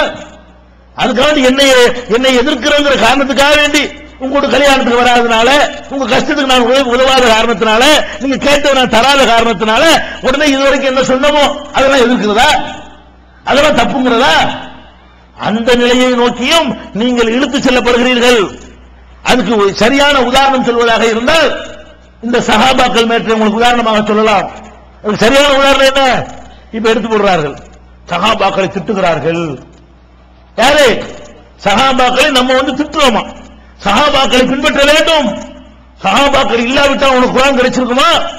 சஹாபாக்கள் இல்லாவிட்டா உனக்கு ஹதீஸ் கிடைச்சிருக்குமா? இப்ப பேசுகிறார்கள். நான் கேட்கிறேன், நீங்கள் ஆரம்ப காலத்திலே நாம் வெளியிட்ட ஜன்னத்தை நீங்கள் வாசித்திருப்பீர்கள். அந்த ஜன்னத்து பத்திரிகையிலே கடைசி பக்கத்திலே இது புதுநிலை இல்லை, சஹாபாக்களை பின்பற்ற வேண்டுமா வேண்டா கூடாதா என்பது புது நிலையா? தமிழ்நாடு தௌஹீத் ஜமாஅத்தில் ஆரம்பிச்ச பிறகு உருவாக்கப்பட்ட நிலையா?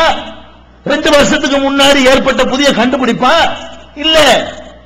நம்ம 50 பேரா இருந்தவங்க மொத்தமே அப்பவே, நம்ம ஒரு 100 பேரா இருந்தவங்க தமிழ்நாட்டில் அப்பவே சொன்ன நிலைப்பாடு, சபதம் ஏற்போம்.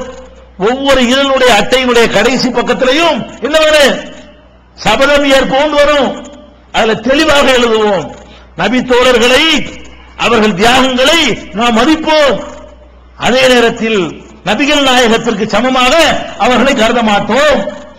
இதை நம்ம ஒவ்வொரு இதழிலும் எழுதிட்டோமா இல்லையா? அந்த நிலையிலிருந்து நம்ம மாறிட்டோமா? யார் மாறி இருக்கா? என்னமோ புதுசா இதை சொன்ன மாதிரியும் இதுக்கு சஹாபாக்களை திட்டுறது என்று சொல்லி ஏற்கனவே மற்றவர்கள் சொன்னார்கள். ஏற்கனவே இந்த வாசகங்களை சொல்லும் பொழுது சஹாபாக்களை பின்பற்ற வேண்டியது நமக்கு அவசியம் இல்லை என்று நாம் சொல்லக்கூடிய நேரத்தில் மற்றவங்க என்ன சொன்னாங்க? சஹாபாக்களை திட்டுறாங்க, இமாம்களை திட்டுறாங்க, மதுகபை பின்பற்றாங்கன்னா இமாமை திட்டுறாங்கன்னு சொன்னார்கள். கொள்கையிலே நீங்கள் மாறி இருக்கிறீர்களா இல்லையா? கொள்கையிலே சமரசம் செய்து விட்டீர்களா இல்லையா? எதுக்காக வேண்டிய சஹாபாக்களை பின்பற்ற வேண்டாம் என்று சொல்லுகிறோம்? அது தெளிவுபடுத்த வேண்டிய விஷயம், நிறைய விஷயம் இருக்கு அதுல. சஹாபாக்களை பொறுத்தவரை அதுக்கு முன்னாடி இதுக்கு ஆதாரம் ஒண்ணே காட்டுவாங்க, அதையும் சொல்லி போடுறேன். டீப்பான விஷயத்துக்கு போறதுக்கு முன்னாடி, அம்ர் இப்னு ஆஸ் அவர்கள் பெரிய சஹாபி, அவரை கிரிமினல் என்று சொல்லி இருக்கிறார்கள். இப்படி எல்லாம் உங்கள்ட்ட என்ன செய்வாங்க? சொல்லுவார்கள். இதை மட்டும் ஒரு விலைக்கு நான் டாபிக் வர்றேன். சஹாபாக்களை திட்டமா மதிக்கிறோமான்னு சொல்லி, நாம முஆவியா ரலியல்லாஹு அன்ஹு அவர்களுக்கும் அலி ரலியல்லாஹு அன்ஹு அவர்களுக்கும் ஏற்பட்ட ஒரு பஞ்சாயத்துல 2 நடுவரை நியமித்து தீர்வு காண்போம் என்று செய்கிறார்கள். 72 கூட்டம் பேசணும்லங்க, அதுல சொன்ன செய்தி இது. 2 பேரும் பஞ்சாயத்து பண்றாங்க. அப்ப என்ன பண்றாங்க? அலி ரலியல்லாஹு அன்ஹு சார்பாக அபூ மூஸா அல்-அஷ்அரி என்பவரை நடுவராக்குறாங்க.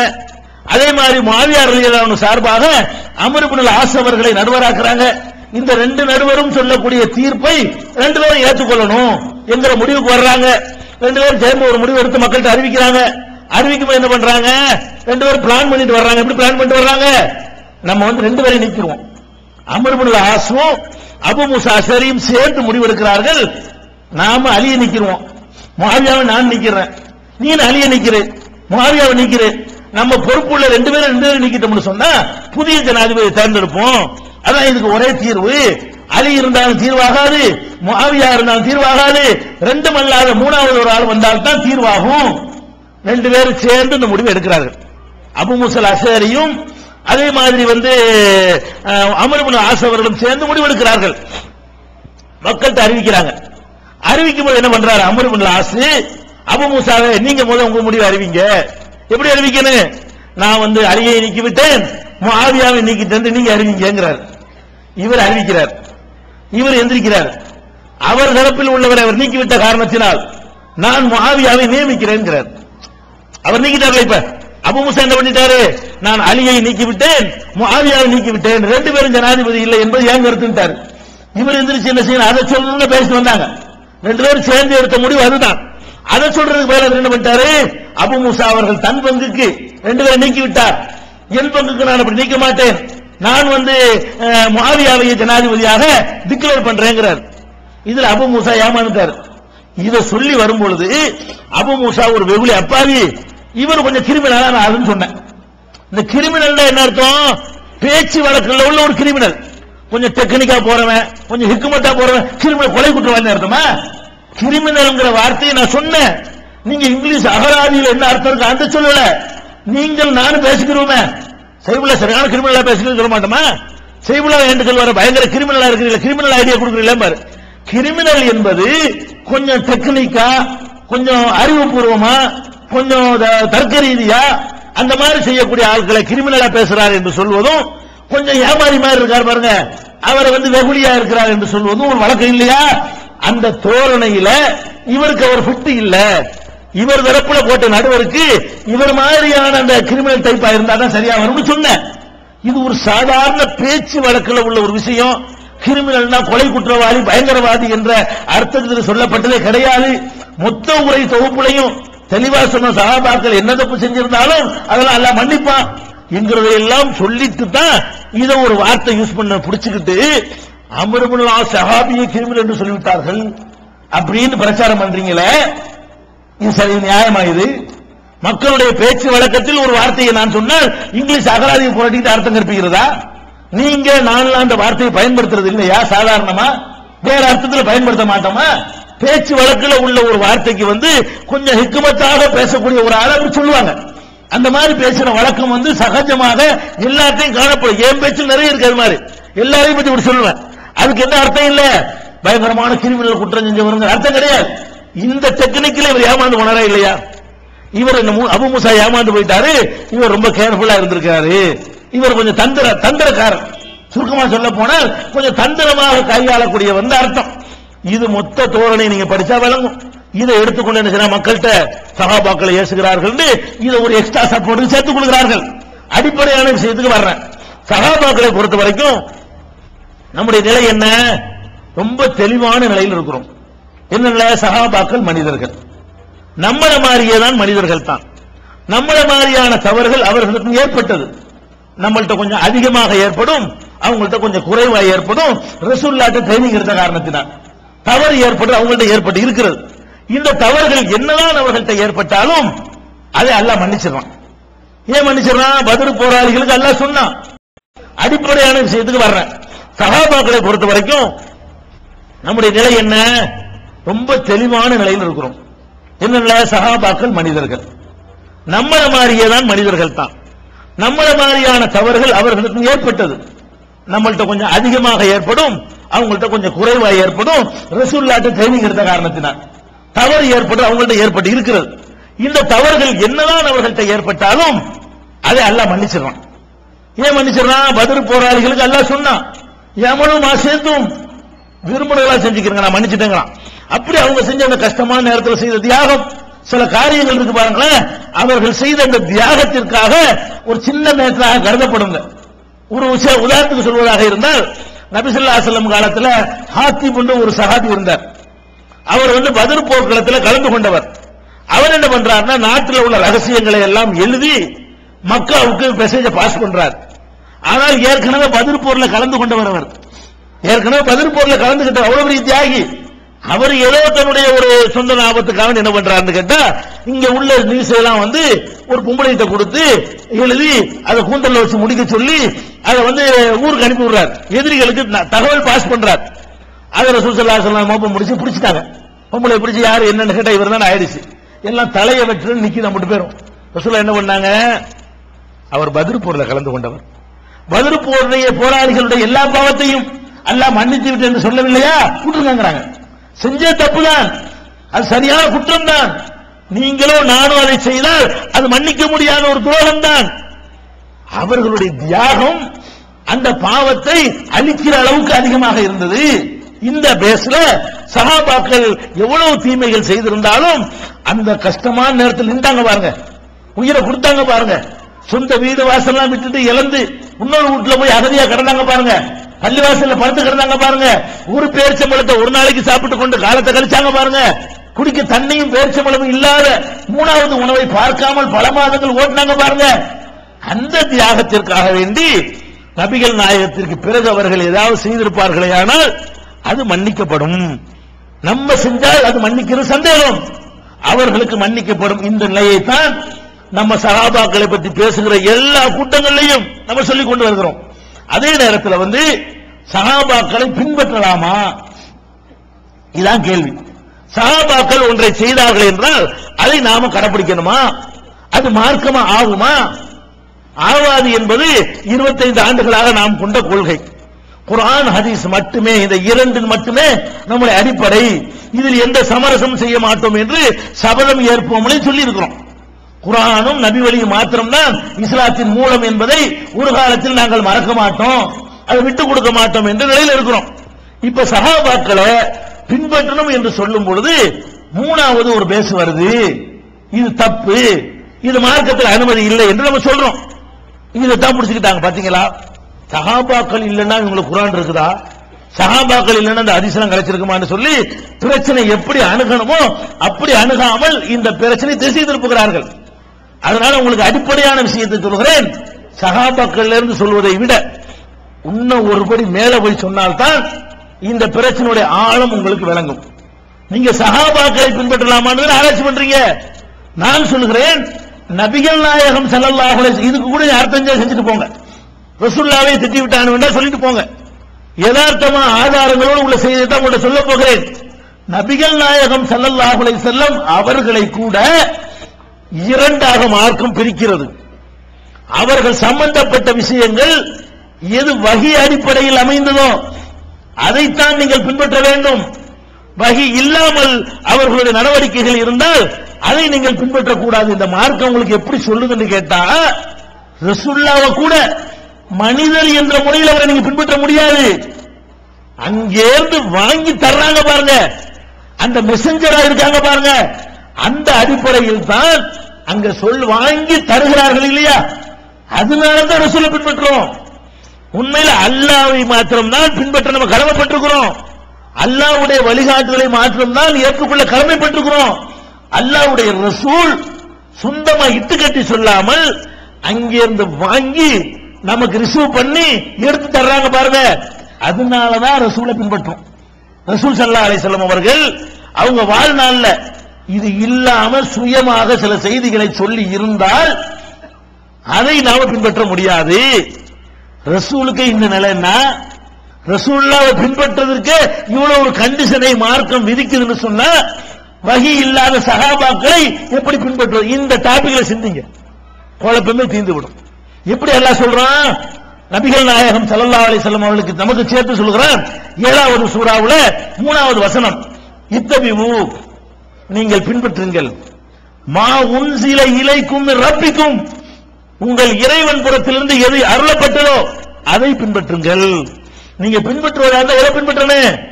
அல்லாஹ்விடமிருந்து உங்களுக்கு என்ன இறைக்கு அருளப்பட்டதோ அதை பின்பற்றுங்கள். வலா தத்தபிஉ மின் தூனிஹி அவுலியா, அவனை விட்டுவிட்டு அவுலியாக்களை பொறுப்பாளர்களை நீங்கள் பின்பற்றி விடாதீர்கள். அவன் இறக்குனதை பின்பற்றுங்க. பின்பற்றுவது எதுதான்? அல்லாஹ்விடமிருந்து வந்த மெசேஜை தான் நீங்கள் பின்பற்ற வேண்டுமே தவிர அதை விடுத்து வேற எதையும் பின்பற்ற வேண்டாம். இப்படி சொன்னா ஒண்ணு புரியுறீங்க பாருங்க. அதுக்காக அல்லாஹ் அதையும் சேர்த்து சொல்றான், கலீலம்மா ததக்கரும், குறைவாகத்தான் நீங்கள் விளங்காம சிந்திக்கிறீங்க, குறைவாகத்தான் சிந்திக்கிறீங்க. இது சொல்ல போனா சஹாபாக்களை திட்டுவாங்க பாருங்க, அதுக்கு சொன்ன மாதிரி இருக்குது. அல்லாஹ் கலீலம்மா ததக்கரும், நீங்கள் குறைவாகத்தான் சிந்திக்கிறீர்கள், வஹியத்தான் பின்பற்றணும். இதுதான் பேஸ், இஸ்லாத்தின் பேஸ். அதே மாதிரி ஆதம் அலைஹிஸ்ஸலாம் அவர்களை அல்லாஹ் அனுப்பி வைக்கிறான். எங்க இருந்து அனுப்புறான்? சொர்க்கத்தில் இருந்த தோட்டத்தில் இருந்தோ வெளியேற்றுகிறான். வெளியேற்றும் போது என்ன சொல்லி அனுப்புறான்? உலகத்திலே ஒரு ஜீனியஸ் யாரு? ஃபர்ஸ்ட் யாரு? ஆதம் அலைஹிஸ்ஸலாம் தான். அவருக்கு கொடுத்த அறிவை அல்லாஹ் யாருக்கும் கொடுக்கவில்லை. அவருடைய அறிவை சோதித்து பார்த்து மாணவர்களுக்கு மத்தியில் போட்டி வைத்து அவர் தான் டாப் அல்லாஹ் அவரை நிரூபிச்சு காட்டினார். அவ்வளவு பெரிய அறிவு அல்லம ஆதமல் அஸ்மா குல்லஹா, எல்லா அஸ்மாக்களையும் அல்லாஹ் அவருக்கு கற்றுக் கொடுத்தான் என்று சொல்லுகிற அளவுக்கு அவருக்கு எல்லா ஞானத்தையும் அல்லாஹ் கொடுத்திருந்தான். அவ்வளவு பெரிய அறிவு படைத்த ஆதம் அலைஹிஸ்ஸலாம் அவர்கள், அல்லாஹ்வுடைய கையால் நேரடியாக படைக்கப்பட்ட ஆதம் அலைஹிஸ்ஸலாம் அவர்கள் வெளியேற்றப்படுகிறார்கள். என்ன சொல்லி வெளியேற்றான்? ஆதமே, உனக்கு இல்லாத அறிவா, உனக்கு நான் தராத ஒரு மூளையா, நீ போய் உனக்கு எது சரின்னு படுகிறோ அதையெல்லாம் செய்து கொண்டு சொல்லி அனுப்பியிருக்கலாம்ல. சஹாபாக்களுக்கு அதை கொடுக்கலாம் என்று சொன்னால் அது யாருக்கு அதிகமா கொடுக்கலாம்? ஆதமுக்கு கொடுக்கலாம். ஆதம் அலைஹிஸ்ஸலாத்தை அனுப்பும்போது அல்லாஹ் என்ன சொல்லி அனுப்புறான்? ஃபஇம்மா யாத்தியன்னகும் மின்னி ஹுதன், என்னிடமிருந்து உனக்கு நேர்வழி வரும். நீ நான் உன் இஷ்டத்துக்கு நடந்துட இயலாது. நான் தான் உன்னை படைச்சேன். நீ சொர்க்கத்தை பார்த்த, நரகத்தை பார்த்த, என்னுடைய ஆற்றலை பார்த்த, வல்லமையை பார்த்த. ஆனாலும் நல்லது கெட்டது எதுன்னு தீர்மானிக்கிற ரைட்டு உனக்கு இல்ல, என்கிட்ட இருந்து வஹி வரும். அல்லாஹ் இம்மா யாத்தியன்னகும் மின்னி ஹுதன், என்னிடமிருந்து உனக்கு நேர்வழி வரும். ஃபமன் தபிய ஹுதாய ஃபலா ஹௌஃபுன் அலைஹிம் வலா ஹும் யஹ்சனூன், என்னுடைய நேர்வழியை யார் பின்பற்றுகிறார்களோ அவர்களுக்கு பயம் இல்லை, கவலை இல்லை. இப்படி அல்லாஹ் சொல்லி அனுப்புறான். இது நீங்கள் 2வது அத்தியாயம் 38 வசனத்தில் பார்க்கலாம், 20வது அத்தியாயத்தில் 123வது வசனத்தில் பார்க்கலாம். இதெல்லாம் ஆதம் அலைஹிஸ்ஸலாத்துக்கு சொல்லி அனுப்புறான். அப்ப ஆதம் அலைஹிஸ்ஸலாம் அவங்க இஷ்டத்துக்கு உன்னை உண்டாக்க அதிகாரம் இல்லைன்னா வேற யாருக்கு இருக்கு? ஏன் அல்லாஹ் இதை சொல்லி அனுப்புறான்? அவருக்கு அந்த சாய்ஸ் எல்லாம் கொடுத்துருக்கலாமே, அதை கொடுக்க எல்லாம் தயாரா இல்ல. அதே மாதிரி நபி ஸல்லல்லாஹு அலைஹி வஸல்லம் சொல்றான், இத்தபி மா ஊஹிய இலைக மின் ரப்பிக, உன் இறைவனிடமிருந்து உனக்கு வஹியாக அருளப்பட்டதற்கு அதைத்தான் நீ பின்பற்ற வேண்டும். நபி ஸல்லல்லாஹு அலைஹி வஸல்லம் கட்டளை போடுகிறான். நமக்கெல்லாம் சொல்கிறான், அல்யௌம அக்மல்து லக்கும் தீனக்கும், இன்றோடு உன் மார்க்கத்தை பூர்த்தியாக்கிட்டேன். இன்றோடா இன்னைக்கு கூட்டம் போடுறோம், இன்னைக்கா?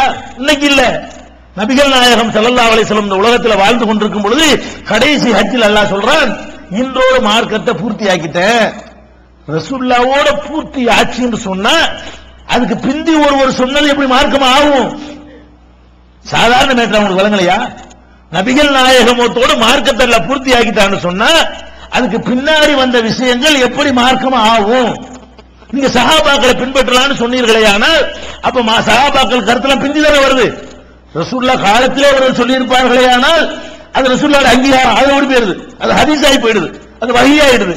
நீங்கள் சொல்வது எதை சொல்ல வர்றீங்க? ரசூலுல்லாஹ் காலத்துக்கு பிந்தி சஹாபாக்கள் சொல்லியிருப்பாங்களே, செஞ்சிருப்பாங்களே, அதை எடுத்துக்கொள்ளலாம் என்று நீங்கள் சொன்னீர்களே, ஆனால் ரசூலுல்லாஹ்வை கொண்டு பூர்த்தியாக்கப்பட்ட மார்க்கம் பூர்த்தியாக்கப்படல, கொஞ்சம் மிச்சம் வச்சுட்டான் அல்லாஹ். அதை பிந்தி வந்தவங்க பூர்த்தி பண்ணாங்கன்னு வருமா வராதா? பூர்த்தி ஆயிடுச்சுங்கிறது சின்ன வார்த்தைக்கு உங்களுக்கு அர்த்தம் வழங்கலையா? மார்க்கத்தை அல்லாஹ் பூர்த்தி ஆக்கிட்டா என்ன அர்த்தம்? இதுக்கு பிறகு ஒண்ணு வரக்கூடாதுன்னு அர்த்தம். இதனாலதானுங்க வேணாங்கிறோம். இந்த ஒரு அடிப்படையை புரிந்து கொள்ளாமல் என்ன செய்யறாங்க? அவங்க சொல்றாங்க, இதை ரசூலுல்லாஹ் எப்படி பிரிக்கிறாங்கன்னு பாருங்க. நபி ஸல்லல்லாஹு அலைஹி வஸல்லம் அவர்கள் உங்களுக்கு தெரிந்த சம்பவம் தான், அதிலிருந்து பெற வேண்டிய பாடத்தை சரியா பெறாதனால யாவப்படுத்துற சம்பவம். நபிகள் நாயகம் ஸல்லல்லாஹு அலைஹி வஸல்லம் அவர்கள் மதீனாவுக்கு போன ஆரம்ப நேரம் போகும்போது அங்க உள்ள மக்கள் என்ன செய்யறாங்கன்னா, பேரிச்ச மரங்களை ஆண் மரத்தையும் பெண் மரத்தையும் இணைத்து அந்த மகரந்த சேர்க்கையின் மூலமாக உற்பத்தியை பெருக்கிக் கொண்டிருந்தார்கள். இது நபிகள் நாயகம் மக்காவுல இதை பார்க்காத ஒரு பழக்கமா இருந்ததுனால அவங்களுக்கு ஒரு வித்தியாசமா ஒரு பழக்கமா தெரிகிறது. அவங்க என்ன பண்றாங்க, என்னப்பா இது பைத்தியம் விளையாடுறீங்க, இது என்ன செஞ்சிட்டு இருக்குன்னு கேட்கறாங்க. உடனே ரசூலுல்லாஹ்வுக்கு பிடிக்கல போல இருக்கு அப்படி இந்த மக்கள் நினைச்சிட்டாங்க, அந்த காரியத்தை விட்டுறாங்க. விட்டா என்னவாக, அந்த மகரந்த சேர்க்கையின் மூலமாகத்தான் கனிகள் உற்பத்தி ஆகும்.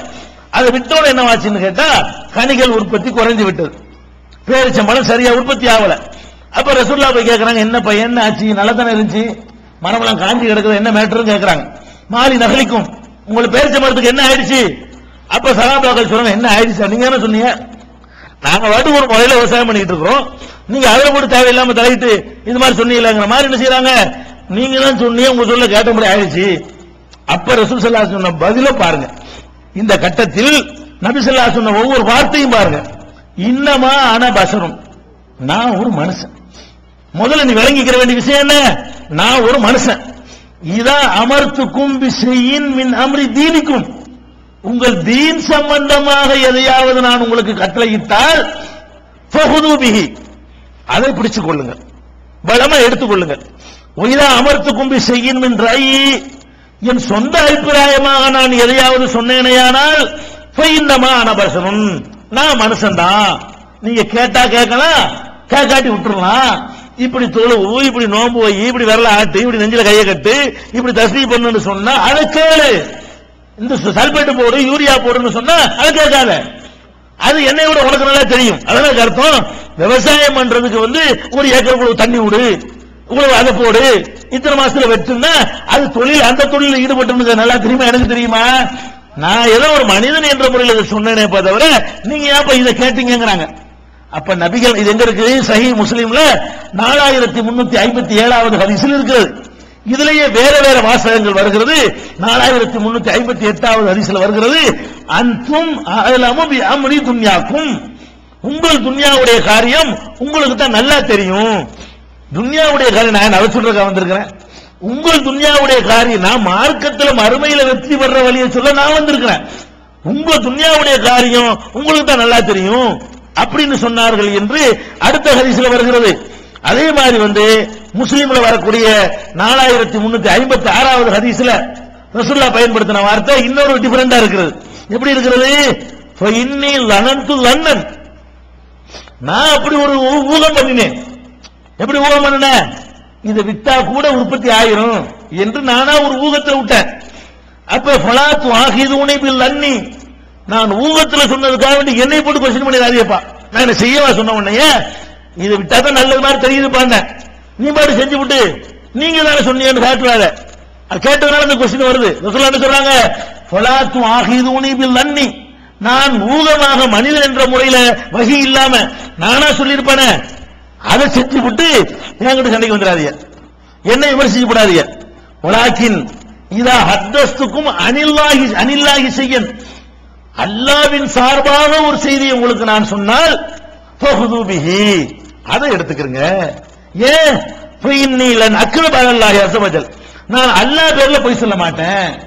அதனால உங்கள்ட்ட நான் மார்க்கம் எதையாவது சொன்னால், தீன் என்று எதையாவது சொன்னால் அதை எடுத்துக்கிறங்கப்பா. இந்த மாதிரி ஊகத்துல நானா சொன்னேன்னு சொன்னா அதை நீங்க ஏத்துக்கிறாதீங்க. ஏத்துக்கிட்டா ஏத்துக்கிறங்க, ஏத்துக்கிட்டு என்கிட்ட சண்டைக்கு வரக்கூடாது, என்ன குறை சொல்லிடக்கூடாது. இதுல என்ன விளங்குது? ரசூலுல்லாஹ்வுடைய பேச்ச, ரசூலுல்லாஹ்வுடைய போதனைய, ரசூலுல்லாஹ்வுடைய நடவடிக்கையை இரண்டாக அவர்களை பிரித்து உங்கள்ட்ட வைக்கிறாங்க. எப்படி வைக்கிறாங்க? நான் மனிதன் என்ற முறையில் எனக்கு ஒரு கருத்து உண்டு, வஹி என்ற முறையில எனக்கு ஒரு செய்தி வரும். வஹி என்ற அடிப்படையில உங்களுக்கு சொன்னால் அதை நீங்கள் கண்டிப்பா எடுத்துக்கிறேன்னு, வஹி இல்லாத வகையில சொன்னால் அதை நீங்க எடுத்துக்கிற வேண்டிய தேவை கிடையாது என்று அல்லாஹ்வுடைய ரசூலுக்கு இந்த நிலை என்றால், அது அல்லாஹ்வுடைய ரசூல் தான் சொல்றாங்க. சொன்னாலும் அதுக்கு இந்த நிலை என்று சொன்னா நீங்க என்ன பண்றீங்க? சஹாபாக்களை பின்பற்றினா என்னங்கிறீங்க. இப்ப எதுவே இப்ப ஆய்வுல நிக்குது, எதுவே இப்ப ஆய்வுல செஞ்சுட்டு இருக்கிறோம். ரசூலுல்லாஹ்வுடைய செயலையே ரெண்டா பிரிக்க வேண்டும். சிலதான் ஏற்றுக்கு. நான் கேட்கிறேன் உங்களுக்கு, நீங்க வண்டியில போயிட்டு இருக்கிறீங்க, ஆக்சிடென்ட் ஆயிருச்சு, விபத்து ஆயிருச்சு, மண்டை கண்டல் நசுங்கி கைகள்லாம் உடைஞ்சி ரத்தம் ஓடுகிறது. இப்ப நீங்க என்ன பண்ணுவீங்க? என்ன பண்ணணும்? பக்கத்தில் ஒரு ஆஸ்பத்திரியில் கொண்டு சேர்த்து அதுக்குரிய சிகிச்சையை பண்ணுவீங்க. ஆனா ரசூலுல்லாஹ் என்ன பண்ணாங்க? ரசூல் ஸல்லல்லாஹு அலைஹி வஸல்லம் உஹது போர்ல அந்த காயம் ஏற்பட்டு ரத்தம் வடியுது. அப்ப ஃபாத்திமா ரலியல்லாஹு அன்ஹா அவர்கள் என்ன பண்றாங்க? பேரிச்ச மரத்தினுடைய பேரிச்சம் ஓலையில் செய்யப்பட்ட பாய் இருக்குல்ல, அதை எடுத்துக்கிட்டு அதை எரிச்சு அந்த சாம்பலை எடுத்து பூசினாங்க. ரத்தம் நின்றுச்சு. அப்ப நம்ம இனிமே பிரயாணம் பண்ணி போகும்போது ஆளுக்கு ஒரு பேரிச்சம்பாய் எடுத்துக்கிட்டு போய் அல்ல சாம்பலை அரைச்சிட்டு போய் ஆக்சிஜன் பூசணும்னு எடுத்துக்கிறீங்களா? ரசூலுல்லாஹ் அத செஞ்சிருக்காங்க. நபிகள் நாயகம் ஸல்லல்லாஹு அலைஹி வஸல்லம் அவர்களுக்கு காயம் ஏற்படும் பொழுது, ரத்தம் சிந்தும் பொழுது பேரிச்ச மரத்து பாயை எடுத்து பூசினார்கள் வருது. அது என்ன வஹீல செஞ்சாங்க? வஹீல செய்யறது. ஏன் வஹீல செய்யலங்கிறோம்? ரசூலுல்லாஹ் இதைத்தான் பண்ணாங்க, அபூஜஹல் இதைத்தான் பண்ணிருப்பான். அந்த காலத்துல அத்தனை பேர் இதைத்தான் பண்ணிருப்பாங்க. ரத்தம் ஓடினால் அந்த காலத்தில் என்ன சிகிச்சை முறை இருந்ததோ அதை ரசூலுல்லாஹ் பயன்படுத்துவாங்க, அபூஜஹல் பயன்படுத்துவான். இந்த காலத்துல ரசூலுல்லாஹ் இருந்தா அப்போ சேர்க்க இருப்பாங்க.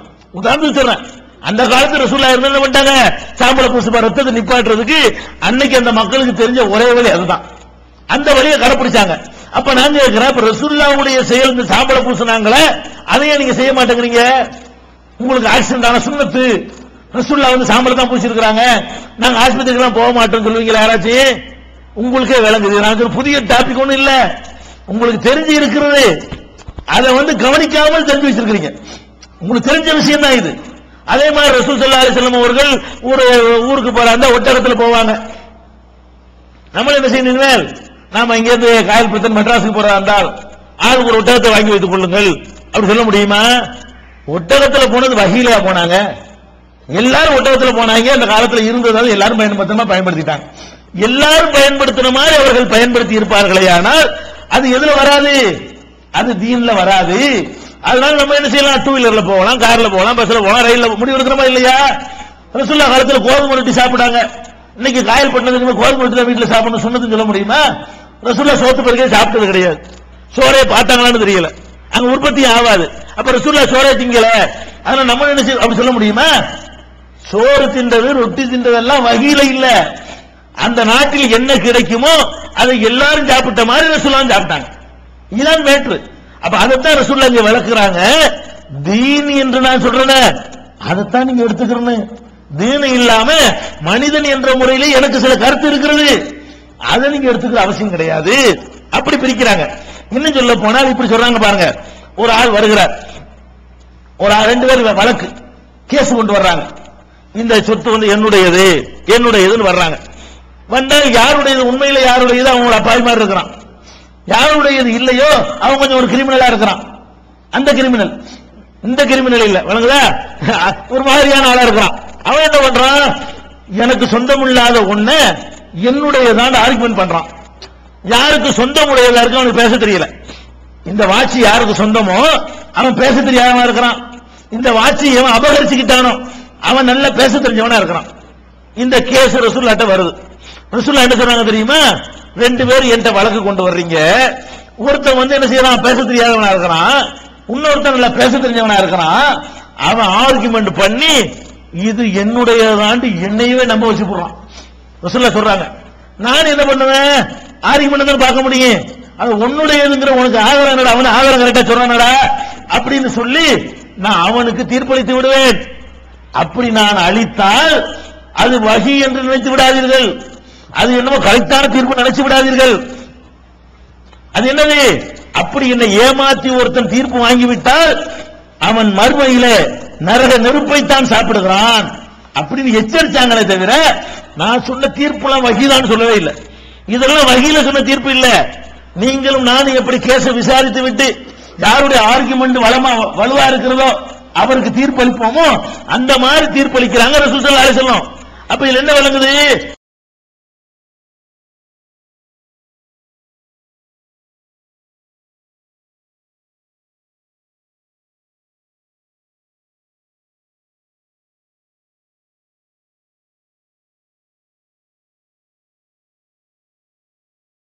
அப்ப இதுல என்ன விளங்குது, இந்த தீர்ப்பு மனிதர் என்ற முறையில் அளித்த தீர்ப்பா வஹீல் அளித்த தீர்ப்பா?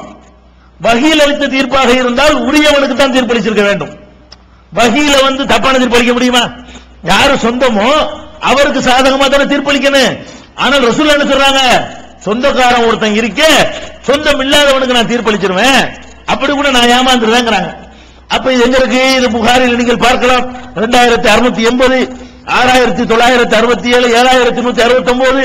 அப்ப நபிகள் நாயகம் ஸல்லல்லாஹு அலைஹி வஸல்லம் அவங்க சொல்ற தீர்ப்பு கூட வழக்குகளில் அளிக்கிற தீர்ப்பு வஹி இல்லை. மார்க்கத்துடைய விஷயத்துக்கு சொல்லக்கூடிய தீர்ப்பு வஹி. இது யாருக்கு சொந்தம்ங்கிற கேஸ் வரும் பொழுது அளிப்பாங்கிற தீர்ப்பு, அது நீங்களும் நானும் விசாரித்து அளிக்கிற தீர்ப்பு மாதிரி தான் உள்ள தீர்ப்பே தவிர அங்கே இருந்து வஹீல வந்து இது இவருக்கு சொந்தம் இது இவருக்கு சொந்தம் இல்ல அப்படி அளிக்கிற தீர்ப்பு இல்லைங்கிறாங்க. அப்ப நபிகள் நாயகம் ஸல்லல்லாஹு அலைஹி வஸல்லம் அந்த தீர்ப்புகள்ல கூட ரெண்டு மேட்டர் இருக்கா இல்லையா? அப்ப நம்ம என்ன விளங்கணும், மார்க்கத்தினுடைய பேஸ் இப்ப புரியுங்க நீங்க. மார்க்கம் என்பது அல்லாஹ் சொல்வதை கேட்குவதுதான், ரசூல் சொல்வதை கேட்குவது கூட அங்கிருந்து வாங்கி சொல்றார்கள் என்பதற்கு தான். இவங்க ரசூல் சஹாபியின் ஸ்டெப்பை தாண்டாங்க. மேற்று அடிப்படை என்ன, அல்லாஹ் சொல்வதை கேட்கிறது தான் மார்க்கம். அப்ப ரசூலுல்லாஹ் சொல்றதை கேட்கிறோமே, வாங்கி தந்ததுனால கேட்கிறோம், அவங்களா சொன்னதுனால கேட்கல. அவங்க கற்பனை பண்ணி சொன்னதுக்காக கேட்கல. அப்ப ரசூலுக்கு இந்த கண்டிஷன் என்றால் எப்படி இந்த டாபிக் சர்ச்சைக்கு வரும்னு கேட்கிறேன். சஹாபாக்கள் மேற்று எப்படி சர்ச்சைக்குள்ளே வரும்? வஹி வந்துச்சா? ஒரே கொஸ்டின் தான். அதே மாதிரி அல்லாஹ் குர்ஆன் என்ன சொல்றான்? ரசூலுல்லாஹ் ஒரு கோவத்துல ஒரு பொருளை ஹராமாக்கிட்டாங்க. என்ன பொருள்? தேன். மனைவிமாரோட உள்ள ஒரு சண்டையில இனிமேல் தேன் எனக்கு ஹராமு, தேனை நான் தொடவே மாட்டேன், தேன் சாப்பிடவே மாட்டேன்னு ஹராமாக்கி போடுறாங்க. ஆனால் அல்லாஹ் வந்து ஹலால் ஆக்கி இருக்கிறான். ஒரு மனிதன் விரும்பினதை சாப்பிடலாம், விரும்பாத விட்டுறலாம், அது வேற விஷயம். விரும்பின ஒரு விஷயத்தை, தனக்கு பிடிச்ச ஒரு விஷயத்தை ஏதோ ஒரு நோக்கத்துக்காக வேண்டி சாப்பிட மாட்டேன்னு சொன்னா ஹராமாக்குற குற்றமாயிரும். ஹராமாக்குறதுக்கு அர்த்தத்தை விளங்கிக்கணும். ஒரு ஆள் டீ பால் கொண்டே கொடுக்குறான், குடிக்க மாட்டேங்கிறாரு, அல்லாஹ் ஹலால் ஆக்கி இருக்கான், நீ என்ன ஹராமாக்குறன்னு சொல்லுவா? ஹராமாவோட ஆக்கல, பிடிக்கல குடிக்கல. ஒரு ஆளுக்கு பிடிக்கும் நெசமாவே, அவரு தொட மாட்டேன இதே ஒரு காரணத்துக்காக வேண்டி தனக்கு பிடிக்கிற ஒரு பொருளை வேணும்னு இது ஹராம் தொட்டுவானா, இனிமே தொட்டு பாப்பானா பாப்பமா இப்படின்னு சொல்லிட்டாருன்னு வைங்க, இது ஹலாலாக்குனது ஹராமாக்குன குற்றமாயிரும். அப்ப நபிகள் நாயகம் ஸல்லல்லாஹு அலைஹி வஸல்லம் அவர்களுக்கு உடம்பு பிடிக்காத மாதிரி தேனும் பிடிக்காம இருந்து அவங்க சாப்பிடாம இருந்தாங்கன்னு வைங்க, அது ஒரு மேட்டரே கிடையாது. ஆனா உண்மையில தேன் அவங்களுக்கு ரொம்ப பிடிக்கும். ரசூல் ஸல்லல்லாஹு அலைஹி வஸல்லம் வந்து தேன் ரொம்ப விரும்பி சாப்பிடுவார்கள். அப்படி விரும்பி சாப்பிடுற ஒரு பொருளை மனைவிமார்களோடு ஏற்பட்ட ஒரு சண்டையில இனிமேல் அல்லாஹ் மேல சத்தியமா தொட மாட்டேன்னுட்டாங்க. அல்லாஹ் என்ன பண்ணிட்டான்? உடனே சூரத்து தஹ்ரீம், யா அய்யுஹன் நபியு, நபியே, முதல் வசனம் அப்படி ஆரம்பிக்குது. லிம துஹர்ரிமு, நீ ஏன் ஹராமாக்குகிறாய்? மா அஹல்லல்லாஹு லக, அல்லாஹ் உனக்கு ஹலால் ஆக்கணும், நீ என்ன ஹராமாக்குறது? நான் என்ன ஹலால் ஆக்குறவன்? நீ எடுத்து சொல்ற வேலை நீ பண்ணனு, நான் ஹலால் ஆக்கணும், நீ எப்படி ஹராமாக்குவ? அதுவும் தபுத்தகை மரலாத்து அஸ்வாஜிக்க, உன் மனைவிமார்களை திருப்திப்படுத்துவதற்காக வேண்டி, உன் முன்னாடியோட சண்டை வருவதற்காக வேண்டி நீங்க ஹராமாக்கிறீங்களோ என்கிற மாதிரி எல்லாம் கேட்கிறான். அப்ப இதுல என்ன வழங்குறது? அப்ப ரசூலுல்லாஹ்வுக்கு ஹராமாக்குற அதிகாரம் தனித்து கொடுக்கப்பட்டு வழங்குதா? ஹராம ஆக்குறது என்பது அவன் ஆக்கிவிட்டு சொல்லுன்னு சொல்லுவான். அத ரசூலுல்லாஹ் சொல்லுவாங்களே தவிர அவங்களுக்கு பிடிச்சதெல்லாம் லிஸ்ட போட்டுக்கிட்டு எனக்கு இது பிடிக்கும், இதெல்லாம் ஹலால், எனக்கு இது பிடிக்காது, அப்படியா? அப்படி இல்லைங்கிறதுக்கு இந்த ரெண்டு ஆதாரம், உடம்பும் தேனும் ஆதாரம். என்ன ஆதாரம்? ரசூலுல்லாஹ்வுக்கு பிடிக்குது என்ற அடிப்படையிலேயோ பிடிக்கவில்லை என்ற அடிப்படையிலேயோ எதுவும் ஹராமாக்கப்படவில்லை.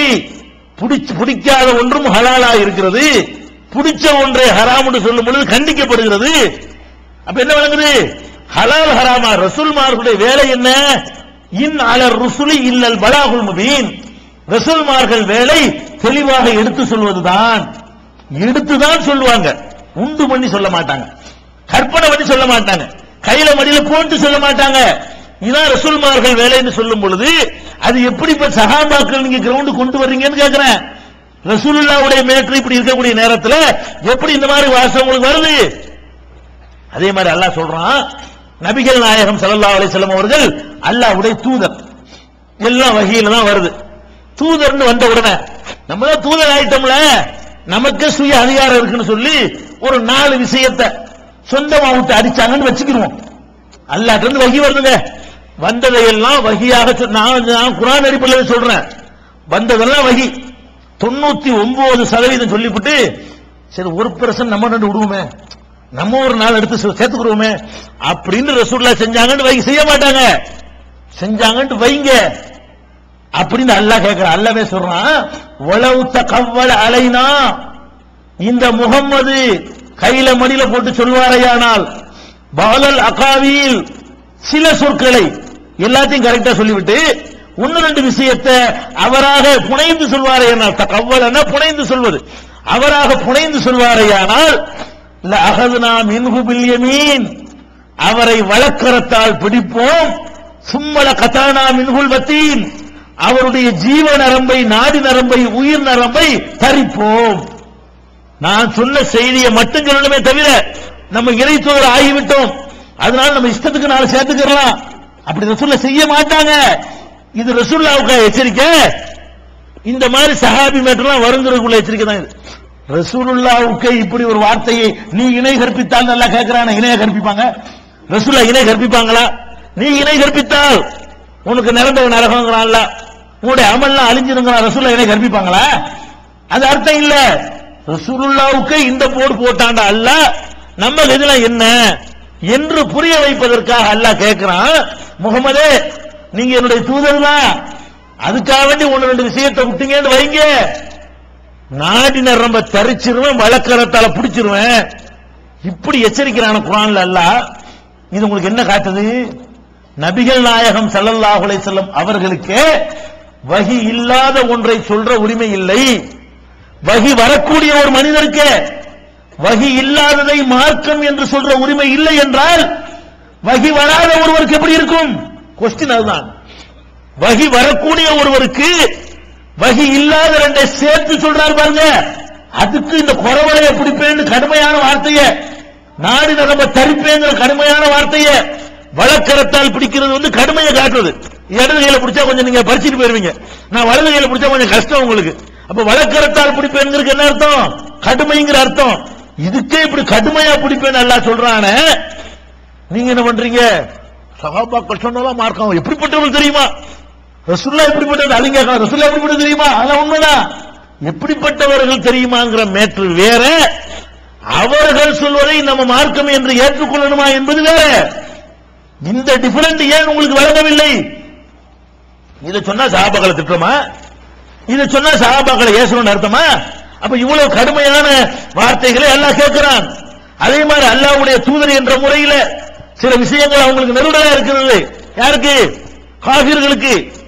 முகமதே நீ சொல்லலாம் கரெக்டா இருக்கிறது, கொஞ்சம் ஒன்னு ரெண்டு விஷயங்கள் கொஞ்சம் ஒரு மாதிரியா இருக்கிறது, அதை மட்டும் கொஞ்சம் மாத்தித்தாங்கன்னு கேட்கிறாங்க. காஃபிர்கள் கேட்கிறாங்க, எல்லாத்தையும் மாத்த வேணாம், எல்லாம் நல்ல அற்புதமா தான் இருக்கிறது. இப்ப கூட கேட்கிறாங்கல்ல, நம்ம மீட்டிங்ல சில அரசியல்வாதிகள் நம்மளுக்கு ஏத்திடுவாங்க, ஏத்தக்கூடாது மார்க்கம் சொல்ற ஏத்த நாசமாயிட்டு போடுவாங்க. அவன் என்ன பண்ணுவான்? உங்க மார்க்கம் அற்புதமான மார்க்கம், இந்த தலாக்கு இந்த பரதாவை மட்டும் திருத்திட்டீங்கன்னு வைங்க, அது மாதிரி ஒரு மார்க்கம் இல்லாம நல்லதுங்கிற பேர்ல அவனுக்கு விளங்கல. அவனுக்கு விளங்காம என்ன செய்யறான்? இந்த பரதாண்டா என்ன, தலாக்குண்டா என்னன்னு விளங்காம அவன் நல்லது செய்யறோங்கிற பேர்ல என்ன செய்யறான்? இந்த மாதிரி சொல்றான் பாருங்களேன். இதே மாதிரி அவன் நல்ல எண்ணத்துல வந்து சொல்றான், முகமதே அற்புதமா எல்லாம் சூப்பர் சூப்பரா இருக்குன்னு சொல்றதெல்லாம், ஆனா ஒன்னு ரெண்டு விஷயங்கள் ஒரு மாதிரியா இருக்குது, அதை மட்டும் கொஞ்சம் மாத்திட்டாங்க, நாங்கள் ஏத்துக்கிறது கொஞ்சம் வசதியா இருக்கும்ல, எங்களுக்கு பிடிக்கல, இந்த ரெண்டு மூணு விஷயம் பிடிக்கல. அப்ப இதை அல்லாஹ் கொடுத்தானா? கேட்கறாங்க. அல்லாஹ் என்ன சொல்றான்னா, ஒய்தா துத்லா அலைஹிம் ஆயாத்துனா பையினாத், நமது தெளிவான வசனங்கள் அவர்களுக்கு ஓதி காண்பிக்கப்படும் பொழுது காலல்லதீன லா யர்ஜூன லிகானா, நமது சந்திப்பை நம்பாத மக்கள் சொல்லுகிறார்கள், யத்தி பி குர்ஆனின் கைரி ஹாதா, வேற ஒரு குர்ஆனை கொண்டு வாப்பா, இதை தவிர வேற ஒன்றை கொண்டு வா, உன்னை ஏத்துக்குருவோம். அவ பத்திலுகு, அல்ல கொஞ்சம் மாத்தி சேஞ்ச் பண்ணி கொடு, இந்த குர்ஆனை வச்சுக்கிறோம், ஒண்ணு புதுசா வேற கொண்டு வா, புதுசா கொண்டு வரணும் சங்கடமா இருந்தா கொஞ்சம் அப்படி சேஞ்ச் பண்ணி கொடு, நாங்க விரும்புற மாதிரி கொடுன்னு கேட்கிறாங்க. அதுக்கு அல்லாஹ் என்ன சொல்றான்? குல் நபியே நீங்கள் சொல்லுங்கள், மா யகூனு லீ அன் உபத்திலஹு மின் தில்காயி நஃப்ஸி, என் புறத்திலிருந்து அதை எந்த ஒரு மாற்றம் செய்கிற உரிமை எனக்கு இல்லை. அப்ப அல்லாஹ்வுடைய ரசூல் என்ற அந்தஸ்தை பெற்றாலும் மாற்றவோ கூட்டவோ குறைக்கவோ திருத்தவோ அல்லாஹ் சொல்லாத ஒன்னை அல்லாஹ் சொன்னான் என்று சொல்லவோ ரைட் இல்லைன்னு அல்லாஹ் சொல்லிவிட்டான். இப்ப பாயிண்ட்க்கு வாங்க. இப்ப சஹாபாக்களை பின்பற்ற மேட்ரு என்ன? வஹி வந்துச்சா இல்லையாவா மேட்ரு. இப்ப வஹி வந்தவருக்கு என்ன நிலைமை? வஹியை பெற்று தந்த நபி ஸல்லல்லாஹு அலைஹி வஸல்லத்துக்கு நிலைமை என்ன? வஹியைத்தான் பின்பற்ற வேண்டும். வஹி இல்லாமல் நீங்கள் அவர்கள் உயிருக்கு உயிரை நேசித்தாலும் சரி, வஹி இல்லாத மேட்ருல பின்பற்ற வேண்டியதில்லை என்றால் பின்பற்றுவது உண்மையில் அல்லாஹ்வுடைய செய்தியைத்தான். எதை இல்ல? ரசூலுல்லாஹ்வுடைய செய்தி நீங்கள் பின்பற்றவே இல்லை. கையை தூக்கி நெஞ்சில கட்டினார்கள் என்றால் அது கற்பனை செஞ்சு கண்டுபிடிச்சது இல்ல, அது ஒரு வகையான வஹி. குர்ஆன் எப்படி ஒரு வகையான வஹியா இருக்கிறதோ அது ஒரு வகையா அங்கிருந்து வரும், உள்ளத்துல எல்லாம் போடுவான், ஒண்ணு அப்படி தூக்குவார்கள். இது வஹியில செஞ்சது, இது நீங்க பின்பற்றி ஆகணும். ஏன்? இது வஹியில செஞ்சாங்க, ஒட்டல ஏறினாங்கன்னா வஹி இல்ல, அது நீ பின்பற்ற வேண்டியதில்லை. இப்படி டிஃபரெண்ட் பண்றவா இல்லையா? அப்ப வஹியை பின்பற்றக்கூடிய நேரத்தில் நாம பின்பற்றுவது அல்லாஹ்வுடைய வார்த்தைகளை பின்பற்றுகிறோம். அல்லாஹ்வுடைய வார்த்தைகளை சொல்லித் தரக்கூடியவராக ரசூல் இருக்கிற காரணத்தினால் அந்த செய்திகளை பின்பற்றுகிறோம். எது அல்லாஹ்விடமிருந்து வந்த செய்தி என்று சொன்னார்களோ அதை பின்பற்றுகிறோம். சின்ன உதாரணம், இப்ப கூட ஒரு சம்பவம் சொன்னார். ரசூல் ஸல்லல்லாஹு அலைஹி வஸல்லம் அவர்கள் 3 சஹாபாக்களை ஒதுக்கி வச்சாங்கன்னு சொன்னார்ல, சமூக பகிஷ்காரம். காப் இப்னு மாலிக் இந்த மாதிரி போருக்கு போகாம இருந்தவர்களை ஒதுக்கி வச்சாங்கன்னு இருக்குது. இந்த ஒதுக்கி வச்சது வஹியிலே செஞ்சாங்க? வஹியில செய்யல. வஹியெல்லாம் இல்லாம கோபத்துல என்ன பண்ணிட்டாங்க ரசூல் ஸல்லல்லாஹு அலைஹி வஸல்லம்? அவன் 3 பேரும் யார் பேசக்கூடாது வரக்கூடாது சமூக பகிஷ்காரம் பண்ணிவிட்டாங்க. அல்லாஹ்வுக்கு இது பிடிக்கல. அல்லாஹ் என்ன பண்றான்? மன்னிச்சுட்டேன்னு இருக்கிறான். லகத் தாபல்லாஹு அலா நபி, நபியை நான் அல்லாஹ் மன்னிச்சுட்டேன். ஒல் முஹாஜிரின் ஒல் அன்சார், 3 மனுஷனை வந்து சமூக பகிஷ்காரம். நீங்க யாரு? அல்லாஹ் ரசூலுல்லாஹ் செஞ்சாங்க சமூக பகிஷ்காரம், அதை மன்னிச்சேன்னு அல்லாஹ் வசனம் ஏறலாம். மன்னிச்சேன்னு என்ன தப்புன்னு அர்த்தம்? ஒரு விஷயத்தை மன்னிச்சேன்னு அல்லாஹ் வசனம் போட்டான்னு என்ன அர்த்தம்? அந்த செயல் தப்பு. அல்லாஹ் சொல்றான் நபியை மன்னிச்சுட்டேன், முஹாஜிரை மன்னிச்சுட்டேன், அன்சாரிகளை மன்னிச்சுட்டேன், அந்த 3 பேரையும் மன்னிச்சுட்டேன். எந்த 3 பேர்? வஅல ஸலாஹத்தில்லதீன குல்லிஃபு அன் ரசூலில்லாஹ், போருக்கு போகாமல் பின்தங்கி கொண்டார்களே அந்த 3 பேரையும் மன்னிச்சுட்டேன்னு சொல்லி அவங்க போருக்கு போவாத குற்றத்தை எல்லாம் மன்னிக்கிறான். இவங்க சமூக பகிஷ்காரம் செஞ்சாங்களே அந்த குற்றத்தை எல்லாம் மன்னிக்கிறான். என்ன விளங்குது? அதிகாரம் அவனுக்கு தான். இதான் தௌஹீத். இதுக்கு பேர் தான் தௌஹீத். நபிகள் நாயகத்தை பின்பற்றுவது கூட அல்லாஹ்வுடைய செய்தி என்பதற்கு பின்பற்றுகிறோம். அதே மாதிரி போருக்கு போவோமா வேணாமான்னு பர்மிஷன் கேட்பாங்க சில ஆளுங்க. வஹி எதிர்பார்க்காம ரசூலுல்லாஹ் என்ன பண்ணிடுவாங்க? சரி பண்ணி வீட்டுல உட்கார்ந்துக்கன்றுவாங்க. உடனே வஹி வரும், அஃபல்லாஹு அன்க லிமா அதின்த லஹும், ஏன் பர்மிஷன் இல்லாம நீ எப்படி அவனை அனுமதி கொடுத்தாய்? ஆனா உன்னை நான் மன்னிச்சிட்டேன் அப்படிங்கிறான். ரத்தம் கொட்டுன்னு கொட்டுது. அந்த நேரத்தில் வேதனை தாழ முடியாமல் என்ன பண்றாங்க? இவங்க எப்படி ஜெயிப்பாங்க பாப்போன்றாங்க. எதிரிகள் வந்து ரசூல் ஸல்லல்லாஹு அலைஹி வஸல்லம் அவர்களை உஹது போர்ல நைய புடைத்து அவர்களை ரத்தம் சிந்த வைத்து மூர்ச்சையடைய செய்து மரணத்தினுடைய விளிம்புக்கு கொண்டு போய் விட்டார்கள். அந்த நேரத்தில் ரசூலுல்லாஹ் கோபத்தில் என்ன பண்றாங்க? இவங்க எப்படி உருப்படுவாங்க? ஒரு நபியுடைய முகத்துல ரத்த சாயம் பூசிட்டாங்களே, இவங்க எப்படி உருப்படுவாங்கன்னு கேட்கிறாங்க. இந்த கோபத்துல சொன்னதை கூட அவனுக்கு பிடிக்கும். இது சொல்ல நீ யாருங்கிறான் அல்லாஹ். லைஸ லக மினல் அம்ரி ஷைஉன், நபியே அதிகாரத்தில் உங்களுக்கு பங்கு கிடையாது, சொன்னதை சொல்லிட்டு இருக்கணும். நீங்களா யார் ஜெயிப்பா யார் தோப்பா நீங்க முடிவு பண்ணுவீங்களா? அது நான் பண்ணணும். இப்படி ஏராளமான வசனங்களை பார்க்கும் பொழுது ஒரு அடிப்படையை மனசில் பதிய வைத்துக் கொள்ளுங்கள். வஹியை மட்டும்தான் பின்பற்ற வேண்டும். அந்த வஹியை அல்லாஹ் தந்த காரணத்தினால் குர்ஆனை பின்பற்ற வேண்டும். அல்லாஹ்வுடைய ரசூல் வாங்கி தந்த காரணத்தினால் அவங்க வந்த செய்திகள்ல வஹியை தேர்ந்தெடுத்து பின்பற்ற வேண்டும். இதான மேட்ரு. இத விளையங்கிட்ட குழப்பம் வராது. அடுத்து நீங்க பார்க்கணும், இப்ப சஹாபாக்களை பின்பற்ற மேட்டர் எடுத்துக்கிறோம். சஹாபாக்கள் வாழ்க்கை நீங்க புரட்டி பார்த்தீங்கன்னா நிறைய விஷயங்கள் மனிதர்கள் என்ற முறையில அவங்களுக்கு தெரியாம இருந்திருக்கிறது. என்ன தெரியாம இருக்கிறது? சில உதாரணங்கள் மடமன்னு நான் சொல்லிட்டு போயிடுறேன் புரிந்து கொள்வதற்காக வேண்டி. இப்ப நம்ம ருக்கு செய்யறோம். ருக்கு செய்யும்போது எப்படி செய்வீங்க? எல்லாரும் கையை எங்க வைப்பீங்க? ருக்குல முட்டுக்கால வைப்பீங்க. இது உங்க எல்லாருக்கும் தெரிஞ்சிருக்கிறது. உலகத்தில் உள்ள 150 கோடி முஸ்லிமுக்கு இது இப்ப தெரியும். இன்றைக்கு தேதியில உலகத்தில் உள்ள 150 கோடி எவனு வேற மாதிரி ருக்கு செய்யல.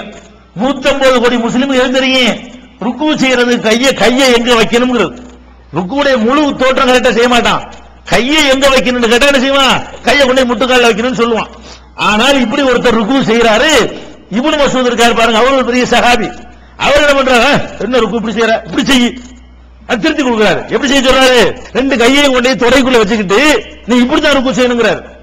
இதை யார் சொல்றா? ஒரு சஹாபி. நேத்து இஸ்லாத்துக்கு வந்த சஹாபி. அவரு மக்காவுல இருக்கும்போது ஆரம்ப காலத்தில் இஸ்லாத்துக்கு வந்த சஹாபி. ரசூல் ஸல்லல்லாஹு அலைஹி வஸல்லம் அவர்கள் ஒழு செய்வதற்கு தண்ணீரையும் பல் துளக்குற குச்சியும் எடுத்து வைப்பார அந்த பணிவிடையாளர், ரசூலுல்லாஹ்வோட ரொம்ப நெருக்கம் கொண்டவர். அவருக்கு எது தெரியல? ருக்கு எப்படி செய்யறது. அவ்வளவு சஹாபாக்களும் தெரிஞ்ச ஒரு விஷயம், நமக்கெல்லாம் தெரிஞ்சிருக்கிற ஒரு விஷயம். அவர் ருக்கு செய்யும்போது கவட்டுக்குள்ள கொண்டு கையை வைங்கிறார். ஒழுங்கா செஞ்சாலும் திருத்துறாரு இவர். அவர் நல்லதான் செய்யறாரு. என்ன ருக்கு செய்யற, உங்க கவட்டுக்குள்ள கையை வை. இப்ப நான் கேட்கிறேன், இது சஹாபாக்களை இதை திட்டுறாங்க, இதை சொன்னாலும் திட்டுறாங்க. அப்ப புகாரிட்ட போய் கேளு. புகாரி இமாம் இருக்காருல்ல, அவர் தான் எழுதி வச்சுக்கிறாரு. சஹாபியை திட்டிவிட்டார் அவருன்னு சொல்லு. நானே சொல்றேன், இதை நான் எடுத்து சொல்றேன். இந்த மாதிரி நடந்த சம்பவத்தை நான் கற்பனை பண்ணி சொன்னால் நான் திட்டுறேன்னு சொல்லுங்க. நான் கற்பனை பண்ணி சொல்றேன்னா நீங்க நாங்க எல்லாரும் ஒத்துக்கிட்டு இருக்கிற கிதாபுல இருந்து எடுத்து காட்டுறேன்னா, இது முஸ்லீம்ல 831வது ஹதீஸ்ல இடம் பெற்றிருக்கிறது. அப்ப இவர் இந்த கையை இப்படிதான் வைக்கணும்னு சொன்னாரு. எதுக்கு நான் சொல்ல வர்றேன்? எவ்வளவு நெருக்கமான சஹாபாக்களா இருந்தாலும் மனிதன் என்ற முறையில 1-2 விஷயத்தை கவனிக்காமல் விட்டு விடுவார்கள். ஒரு மேஜர் இதாவது மைனர் எடுத்துக்கலாங்க. இதே சஹாபி மேஜரான ஒரு விஷயத்திலே கருத்து வேறுபாடு கொள்றார். சஹாபாக்களை பின்பற்றதா இருந்தா நீங்க இப்னு மஸ்ஊதை பின்பற்ற ஒருத்தர் நினைக்கிறார். ஒருத்தர் நினைக்கிறாரு, நாங்கள் சஹாபாக்களை பின்பற்ற சொல்றீங்க, நாங்க இப்னு மஸ்ஊதை பின்பற்ற போறோம் அப்படின்னு சொல்லிட்டு வந்து கவட்டுக்குள்ள கையை வச்சா ஒத்துக்குறீங்களா? ஒத்துக்கிற மாட்டீங்க. அதாவது பரவாயில்ல. இவர் என்ன பண்றாருன்னு கேட்டா, குர்ஆன்ல 112 சூறாங்கிறாரு. குல் அஊது பிரப்பில் ஃபலக்ங்கிறதும் குல் அஊது பிரப்பின் நாஸ்ங்கிறதும் குர்ஆனே இல்லங்கிறாரு. யார் சொல்றா? இப்னு மஸ்ஊத்ங்கிற அவர் நான் குறைச்சு சொல்லல, அந்த வஹி அவர் எழுத மறந்திருப்பாரு, புரிந்து கொள்வதில் தப்பு வந்திருக்கு. அவர் வேணும்னு குர்ஆனை மறுக்கிறதுக்காக நம்ம சொல்லல, நம்ம கன்ஃபார்மான ரெக்கார்டு வந்துருச்சு. இப்போ ஒருத்தவங்க சொன்னா காபிர்னு சொல்லிவிடுவோம். இப்ப குர்ஆன் இதுதான் என்று நமக்கு தொகுத்து தந்த பிறகு இந்த சூரா குர்ஆன்ல இல்லன்னு சொன்னான்னு வைங்க, அவன் முஸ்லிமே இல்லன்னு இப்ப சொல்லிவிடுவோம். அப்ப சொல்ல இயலாது. ஏன்? அப்ப அவர் எழுதக்கூடியவரா இருந்தாரு, அவர் எழுதுனதை பாக்குறாரு, அவர் என்னைக்கே ஆப்சென்ட் ஆயிருப்பார், வந்திருக்க மாட்டார் போல இருக்கு. அந்த 2 சூறாவை எழுதி வச்சுக்கல. அவர் என்ன பண்றாரு? இது 2 குர்ஆனே இல்லங்கிறார். இப்ப என்ன சரி, சஹாபியை பின்பற்றி குர்ஆன் இல்லன்னு சொல்லுவோமா? நம்மளும் சொல்லுவோமா? இப்ப இப்னு மஸ்ஊத் சொன்னால் அதுக்கு நியாயம் இருக்கிறது. அவர் புரிந்து கொள்ள துவக்கப்படவில்லை, அது ஒழுங்கு வற்றுலுக்கு ஆக்கப்படவில்லை, மக்களுக்கு இதான் குர்ஆன் என்று ஒரு அரசு ஆணையின் மூலமாக கொண்டு போய் சேர்க்கப்படவில்லை. அப்படிப்பட்ட ஒரு காலகட்டத்தில் அவர் அதை சொன்னால் அவர் வேணும்னு செய்யல, அவருடைய புரிந்து கொள்ள ஏதோ ஒரு மிஸ்டேக் ஏற்பட்டிருக்கிறது, இதெல்லாம் மன்னிப்பான் அப்படி சொல்லணுமே தவிர, இப்னு மஸ்ஊத் அவர்கள் சொன்னது போல நானும் சொல்கிறேன், சஹாபாக்களை பின்பற்றலாம், அதனால இனிமேல் என்ன செய்யுங்க, குர்ஆனை 112 சூரா தான், கடைசி 2 சூரா குர்ஆன் இல்லன்னு நாங்க ஒத்துக்குறீங்களா? அடிப்பீங்கல்ல. அப்ப இப்னு மஸ்ஊதை பின்பற்றினா என்ன அடிக்கிறீங்க? அப்புறம் இப்னு மஸ்ஊதை பின்பற்ற சொல்றீங்க. இப்னு மஸ்ஊதை பின்பற்றி ஒருத்தர் இந்த கருத்தை சொன்னா அவரை ஒதுக்கிறீங்க. அப்புறம் என்ன பண்றீங்க? சஹாபாக்களை யார வேணாலும் எப்படி பின்பற்றுறது? இப்ப இது எங்க இருக்குது? முஸ்னத் அஹ்மதுங்கிற நூல்ல அவரு பதிவு பண்ணி வச்சிருக்கிறாரு, எது இந்த சூரா சேர்ந்தது இல்ல அப்படின்னு. அதுக்கடுத்து என்ன செய்யறாருன்னு கேட்டா, முத்தாண்டு ஒரு நிக்காக. இதெல்லாம் எதுக்கு சொல்றேன்? சஹாபாக்கள் எவ்வளவு விஷயங்கள் நமக்கு தெரிஞ்ச அளவுக்கு அந்த வாய்ப்பு இன்னைக்கு இல்ல. புகாரி முஸ்லிம் அப்ப கிடையாது, துவக்கப்படல. வாய் வழியா ஹதீஸ்களை சொன்னாங்க. இந்த இவருக்கு 4 தெரியும், அவருக்கு 4 தெரியும், இவருக்கு 10 தெரியும். அப்படிப்பட்ட நேரத்தில் கிடைச்சதை கொண்டு அவங்க சொல்லிக் கொண்டிருந்தார்கள். அப்ப அந்த காலத்தில் என்ன பண்ணாங்கன்னா, அரபிகள்ட்ட ஒரு பழக்கம் இருந்தது. என்ன பழக்கம்? ஒரு வெளியூருக்கு போவாங்க, 1 மாசம் தங்குவாங்க. அந்த 1 மாசத்துக்கு என்ன செய்வாங்கன்னு கேட்டா, ஏதாவது பொண்ணு இருந்தா கொடுங்க, 1 மாசத்துக்கு கல்யாணம் பண்ணிக்கிறேன்பாங்க. 1 மாசத்துக்கு பேசி கல்யாணம் பண்ணுவாங்க, 2 மாசத்துக்கு பேசி கல்யாணம் பண்றது. அது இன்னைக்கு ஈரான்ல ஷியாக்கள் இன்னைக்கு வரைக்கும் அந்த பழக்கத்தில் இருக்கிறது. ஈரானுக்கு போனீங்கன்னா 3 மாசம் கல்யாணம் பண்ணிட்டு வந்துடலாம். அதுக்கு ஒரு பெரிய தொகையை கொடுத்துட்டு பேரு கல்யாணம், அது கொஞ்சம் நீண்ட நாள் பேச்சாங்க, அவ்வளவுதான். அது பேருக்கு தான் கல்யாணம்னு சொன்னமே தவிர வாழ்வதற்கு தான் கல்யாணம் பண்ணணும். 3 மாசம் கல்யாணம், 4 மாசம் கல்யாணம் ஒரு அரபிகள்ட்ட ஒரு பழக்கம் இருந்துச்சு. இஸ்லாம் வந்து தடுக்காம இருந்துச்சு ஆரம்ப காலத்துல. பிறகு ரசூலுல்லாஹ் என்ன பண்ணிட்டாங்க, ஒண்ணுதான் தடுத்துட்டு வந்தாங்கல்ல, அந்த ஹைபர் போற நேரத்துல அவங்க தடை செஞ்சு விட்டாங்க, இனிமேல் கூடாதுன்னுட்டாங்க. இப்னு அப்பாஸ் எவ்வளவு பெரிய சஹாபி, பேருக்கு தான் கல்யாணம்னு சொன்னமே தவிர வாழ்வதற்கு தான் கல்யாணம் பண்ணணும். 3 மாசம் கல்யாணம், 4 மாசம் கல்யாணம் ஒரு அரபிகள்ட்ட ஒரு பழக்கம் இருந்துச்சு. இஸ்லாம் வந்து தடுக்காம இருந்துச்சு ஆரம்ப காலத்துல. பிறகு ரசூலுல்லாஹ் என்ன பண்ணிட்டாங்க, ஒண்ணுதான் தடுத்துட்டு வந்தாங்கல்ல, அந்த ஹைபர் போற நேரத்துல அவங்க தடை செஞ்சு விட்டாங்க, இனிமேல் கூடாதுன்னுட்டாங்க. இப்னு அப்பாஸ் எவ்வளவு பெரிய சஹாபி, தஃப்சீர் விரிவுரையாளர்கள் சிறந்த சஹாபி தானே, அவர் பின்பற்றது அவர் பின்பற்ற தகுதியான தானே. அவர் சொல்றாரு, அதெல்லாம் செய்யலாம், செஞ்சுட்டு போங்க பாக்குறாரு. எத இந்த முத்தாத ஒரு ஊருக்கு போறோம்னா என்ன செய்யணும், ஒரு 3 மாசத்துக்கு பொண்ணு தெரியல, ஒரு 2 மாசத்துக்கு பொண்ணு தெரியலான்னு கேட்கணும். கேட்டு கல்யாணம் பண்ற பேரு கல்யாணம் பண்ணிட்டு 2 மாசத்துல விட்டு ஓடி போயிடணும். இந்த மாதிரி கல்யாணம் பண்ணலாம்னு சொல்லி யார் சொல்றா? ரசூலுல்லாஹ் தடை செஞ்சுட்டாங்க. தடை செஞ்சது அவருக்கு கிடைக்கல, அவர் மார்க்கத்தை கெடுக்கிறதுக்கு சொல்லல, அவர் உள்நோக்கத்துல சொல்லல. ரசூலுல்லாஹ் ஹைபர்ல தடை செய்யறாங்க, தடை செஞ்ச ஒரு மைக்கு எல்லாம் கிடையாது, எவ்வளவு தூரத்துக்கு எட்டுமோ தெரியாது, கூட்டத்தில் சொல்லியிருப்பாங்க, முன்னாடி உள்ளவங்க கேட்டிருக்கு, பின்னாடி உள்ள கேட்டிருக்காது, தடை செஞ்ச செய்தவர் கிடைக்கல. அவர் என்ன பண்றாரு, இருந்துச்சுல நாங்க நிறைய சகாபாக்கள் செஞ்சோம்ல ரசூலுல்லாஹ் காலத்துல அப்படிங்கிறாரு. இவங்க என்ன பண்றாங்க, வேற சகாபாக்கள் செஞ்சதெல்லாம் வாஸ்தவம் தான், ஹைபர் போர்ல ரசூலுல்லாஹ் தடுத்துட்டாங்க. இப்ப நம்ம இப்னு அப்பாஸ் அப்படி சொன்னாருன்னு சொல்லி புகாரில 5114வது ஹதீஸ்ல இருக்கிறது. சஹாபாக்களை பின்பற்ற போய் மேட்டர் என்னாச்சு? இப்ப எதுக்கெல்லாம் சொல்றோம், சஹாபாக்களை விட நம்ம கூடுதலாக தெரியக்கூடிய இடத்துல இருக்கிறோம், இது புரிஞ்சுக்கிறேன்னு. சஹாபாக்களை பின்பற்றுங்கிற சொல்லி நம்ம இந்த தவறான வழிக்கு போயிடக்கூடாது, வஹியை தான் பின்பற்றணும். அதே மாதிரி வந்து குளிப்பு கடமை, எதுக்கெல்லாம் குளிப்பு கடமையாகும் நமக்கு தெரிஞ்சு வச்சிருக்கோம். ஒரு கணவன் மனைவி சேர்றாங்க, விந்து வெளிப்பட்டாலும் குளிக்கணும், விந்து வெளிப்படாட்டாலும் குளிக்கணும்னு நீங்க ஒத்துக்கிட்டீங்க, நான் ஒத்துக்கிட்டேன். 150 கோடி முஸ்லீம்களுக்கு கருத்து வேறுபாடு இல்ல. இப்ப குளிக்கணுமா குளிக்க கூடாதுன்னு கேட்டா என்ன சொல்லுவீங்க? எல்லாருமே ஷாஃபி குளிக்கணும் பாரு, ஹனபி குளிக்கணும் பாரு, மாலிகி குளிக்கணும் பாரு, ஹம்பலி குளிக்கணும் பாரு, அஹ்ல ஹதீஸ் குளிக்கணும் பாரு, சஹாபாக்களை பின்பற்றணும், அவங்களும் குளிக்கணுமாங்க, சஹாபாக்களை பின்பற்ற கூடாதுங்கிறோமே நம்மளும் குளிக்கணுமோ? 150 கோடி மக்கள் என்ன கொத்த கொடுப்போம், குளிக்கத்தான் வேணும். உஸ்மான் ரலியல்லாஹு அன்ஹு என்ன சொன்னாங்க, அதெல்லாம் குளிக்க தேவையில்லைன்ட்டாங்க. நம்ம எல்லாரும் சொல்றோம் குளிக்கணும், யார் குளிக்க வேணாங்கிறா? உஸ்மான் ரலியல்லாஹு விந்து வரட்டு ஏன் பண்ணி போட்டு குளிக்கிற, விந்து வந்தா தான் குளிக்கணும் அப்படின்னு யார் சொல்றா? உஸ்மான் ரலியல்லாஹு அன்ஹு அவர்கள் ஃபத்வா கொடுத்தார்கள் என்று புகாரியில 179வது ஹதீஸ் 292வது ஹதீஸ் நீங்க பார்க்கலாம். அப்ப இப்ப இவ்வளவு பேருக்கு தெரிஞ்சிருக்கிற ஒரு விஷயம் அவங்களுக்கு தெரியாமல் இருந்ததா இல்லையா? இந்த தொகுப்பு இந்த வசதி இல்லாத ஒரு காரணம், குறைச்சிருக்க சொல்லல. இந்த தொகுப்பு இந்த வசதி இந்த இப்ப நமக்கு கிடைத்திருக்கக்கூடிய வாய்ப்புகள் அவர்களுக்கு இல்லாத காரணத்தினால் இப்படி எல்லாம் கூட சிலர் சொல்லி இருக்கிறார்கள். அப்ப ஏன் உங்களுக்கு தேவையில்லாத இந்த வேலைக்கு நீங்க போறீங்க? பாதுகாப்பான வழி வகியில போயிட வேண்டியதானே, வகியை பின்பற்றினா ஒரு குழப்பம் வராத அப்படிங்கறத பாக்குறோம். அதே மாதிரி இஹ்ராம் கட்டினவர் கல்யாணம் பண்ணலாமா? ஒரு ஆள் ஹஜ்ஜுக்கு இஹ்ராம் கட்டிட்டாரு, இஹ்ராம் கட்டிட்டா கணவன் மனைவி சேரக்கூடாது மட்டும் கிடையாது, இஹ்ராம் இல்ல கல்யாண பேச்சு கூட பேசக்கூடாது, கல்யாண அக்ரிமெண்ட் பண்ணக்கூடாது. அதை என்ன செய்யறாரு இப்னு அப்பாஸ் அதை மறுக்கிறாரு. மைமூனாவை ரசூலுல்லாஹ் இஹ்ராம் கட்டி தான் கல்யாணம் பண்ணாங்கிறாரு. ஆனா மைமூனா மறுத்துறாங்க, என்ன கல்யாணம் பண்ணல, இஹ்ராம் இல்லாத நேரத்துல கல்யாணம் பண்ணாங்க, சம்பந்தப்பட்ட அவங்க மறுத்துறாங்க. இப்னு அப்பாஸ் என்ன பண்றாரு, ரசூலுல்லாஹ் மைமூனாவை கல்யாணம் பண்ணது இஹ்ராம் கட்டி இருக்கும் போதுதான் அப்படிங்கிறாங்க. சம்பந்தப்பட்ட அம்மா உம்முல் முஃமினீன் மறுத்துறாங்க. இத இப்ப புகாரியில 1837வது ஹதீஸா இருக்கிறது. அப்ப இப்னு அப்பாஸ் சொல்லிட்டாரு, ரசூலுல்லாஹ் மைமுனா இஹ்ராம் கட்டி தான் கல்யாணம் பண்ணியிருந்தாங்க, அப்ப நம்மளே இஹ்ராம் கட்டிட்டு என்ன செய்யலாம், அங்க போய் ஒரு கல்யாணம் பண்ணிட்டு வரலாம் சொல்ல முடியுமா? நீங்க யாராவது சொல்லுவீங்களா? சஹாபாக்களை பின்பற்றணுங்கிற கூட்டமும் அது எதிர்க்கிறது யாராவது பத்தா கொடுப்பீங்களா? அப்ப இப்படியான ஒரு விஷயத்தை எல்லாம் பார்க்கிறோம். அதே மாதிரி ஒரு ஆளு குடும்ப வாழ்க்கையில் ஈடுபடுகிறார், ஈடுபட்டு குளிக்காமலே சஹர் பண்றாரு, ஃபஜ்ர் வக்த் வந்தவன குளிக்கிறாரு, இது நோம்பு செல்லுமான்னு ஒரு சர்ச்சை. அபூ ஹுரைரா செல்லாதுங்கிறாரு, எப்படி குளிச்சுட்டு தான் சஹர் வைக்கணும், சுபுக்கு முந்தைய குளிச்சிருந்துங்கிறார். அப்ப ஆயிஷா நாயகிட்ட போனோம் என்ன செய்யறாங்க, அதை மறுக்கிறாங்க. அப்ப இப்னு யாருக்கு தெரியல, இது அபூ ஹுரைராவுக்கு தெரியவில்லை, ஆயிஷா நாயகி தெரிஞ்சிருக்கிறது. இப்படி எல்லாம் சஹாபாக்கள் இருந்திருக்கிறார். நம்ம புகாரியில 1926 பாக்குறோம். லுகா தொழுகைன்னு ஒண்ணு இருக்கு, தெரியுமா, கேள்விப்பட்டீங்களா? எல்லாருக்கும் தெரியுதுல. அப்படி ஒண்ணு இல்லங்கிறாங்க ரெண்டு சஹாபாக்கள். லுகா தொழுகை இருக்குதுங்கிறத உலகத்தில் 150 கோடி மக்கள் வழங்கி வச்சிருக்காங்க. லுகா தொழுகைன்னு ஒண்ணு உண்டு, அது ஒரு சுன்னத்தான தொழுகை. லுகாண்டு ஒரு தொழுகை கிடையாது, ஆயிஷா நாயகி மறுக்கிறாங்க, இப்னு உமர் மறுக்கிறாங்க. இது புகாரில் 1128, 1177, 1175வது ஹதீஸ்ல இருக்கிறது. இன்னும் சொல்ல போனா இப்ப வச்சுக்கிறீங்க, தயமம் இருக்குல்ல, தயமம் கேள்விப்பட்டீங்களா? தயமம், தண்ணி கிடைக்கல, ஒழு செய்யறதுக்கு தண்ணி கிடைக்கல, தயமம் செஞ்சுக்கலாம். இதே மாதிரி குளிக்கிறதுக்கு பதிலாக தயமம் செய்யலாம். குளிப்பு கடமையாயிருச்சுங்க, தண்ணி கிடைக்கல, குளிச்சுட்டு தான் தொழணும்னு அவசியம் கிடையாது. குளிக்கிறதுக்கு பதிலா தயமம் தானே, கை அடிக்க வேண்டியது, ஊதி விட வேண்டியது, முகத்தை தட வேண்டியது, ரெண்டு கையையும் தட வேண்டியது, இவ்வளவுதான். இதை செஞ்சுட்டீங்கன்னா குளிச்சுக்கிட்டு அர்த்தம்.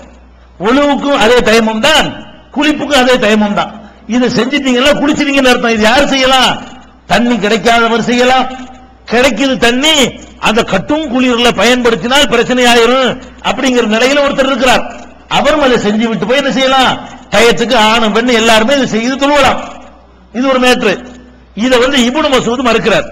அதெல்லாம் குளிப்புக்கெல்லாம் செய்யக்கூடாது, குளிருக்கெல்லாம் செய்யக்கூடாதுங்கிறார். இப்னு மஸ்ஊத் கேட்கிறாங்க, எங்க ரசூலுல்லாஹ் அதுக்கு அனுமதி கொடுத்திருக்கிறாங்களே, தொழுகைக்கு ஒழுவுக்கு தயமம் செய்யற மாதிரி குளிப்புக்கும் தயமம் செய்யலாம்னு ரசூலுல்லாஹ் பர்மிஷன் கொடுத்திருக்கிறாங்கன்னு கேட்கிறாங்க. அவர் அதை ஒத்துக்கிட்டு சொல்றாரு, கொடுத்திருக்கிறாங்கதான், நம்ம கொடுத்தோன்னு வைங்களேன், சும்மா சின்ன சின்ன குளிருக்கெல்லாம் தயமம் செய்ய ஆரம்பிச்சிருவாங்க, கொடுக்க கூடாது அப்படிங்கிறார். அப்ப அவர் என்ன செய்யறாரு, அவர் நான் தான் செய்யறாரு.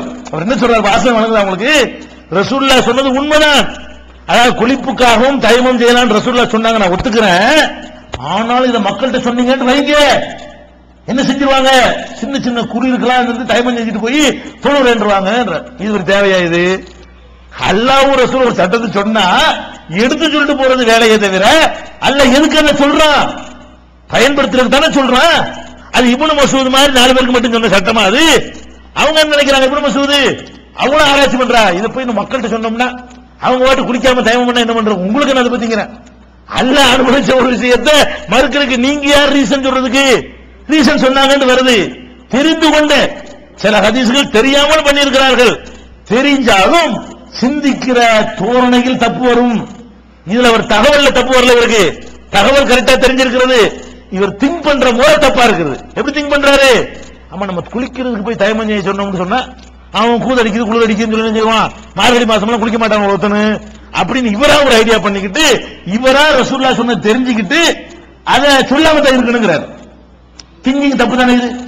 அல்லாஹ்வும் ரசூலும் சொன்ன ஒரு மார்க்கத்தை சொல்லக்கூடாதுன்னு தப்பான திங்கிங் அது மனுஷனுக்கு வரும். அது கெட்ட நோக்கம் இல்லை அவருக்கு. அவர் நல்ல நோக்கத்தில் இதை செய்கிறார். நீங்க என்ன செய்யணும்? அதை தூக்கி விட்டுட்டு அல்லாஹ் ரசூல் சொன்னதை எடுத்துட்டு போக வேண்டியதானே. இது புகாரியில 346வது ஹதீஸ்ல இருக்கிறது. அதே மாதிரி குளிப்புக்காக தயமம் பண்ற மெத்தட் இருக்க அதை உமரில் இல்லாம மறுத்திருக்கிறாங்க. அம்மார் இப்னு ஆசிர் போய் விளக்கி சொல்றாரு, அப்ப கூட ஒத்துக்கிற மறுத்திருக்கிறாங்க. அப்படிங்கிற ஹதீஸ் புகாரில 338 347வது ஹதீஸ்ல இடம்பெற்றிருக்கிற பார்க்கிறோம். இப்படி நிறைய விஷயங்களை நீங்கள் பார்க்கலாம். இது மாதிரி சம்பவங்கள் பட்டியல் போட்டு சொல்ற அளவுக்கு அதிகமாக இருக்கிற ஒன்னு ரெண்டு கிடையாது. ரசூலுல்லாஹ் மூத்தா போன விஷயம் கூட அவங்களுக்கு தெரியவில்லை. சஹாபாக்கள் நிறைய பேருக்கு தெரியவில்லை.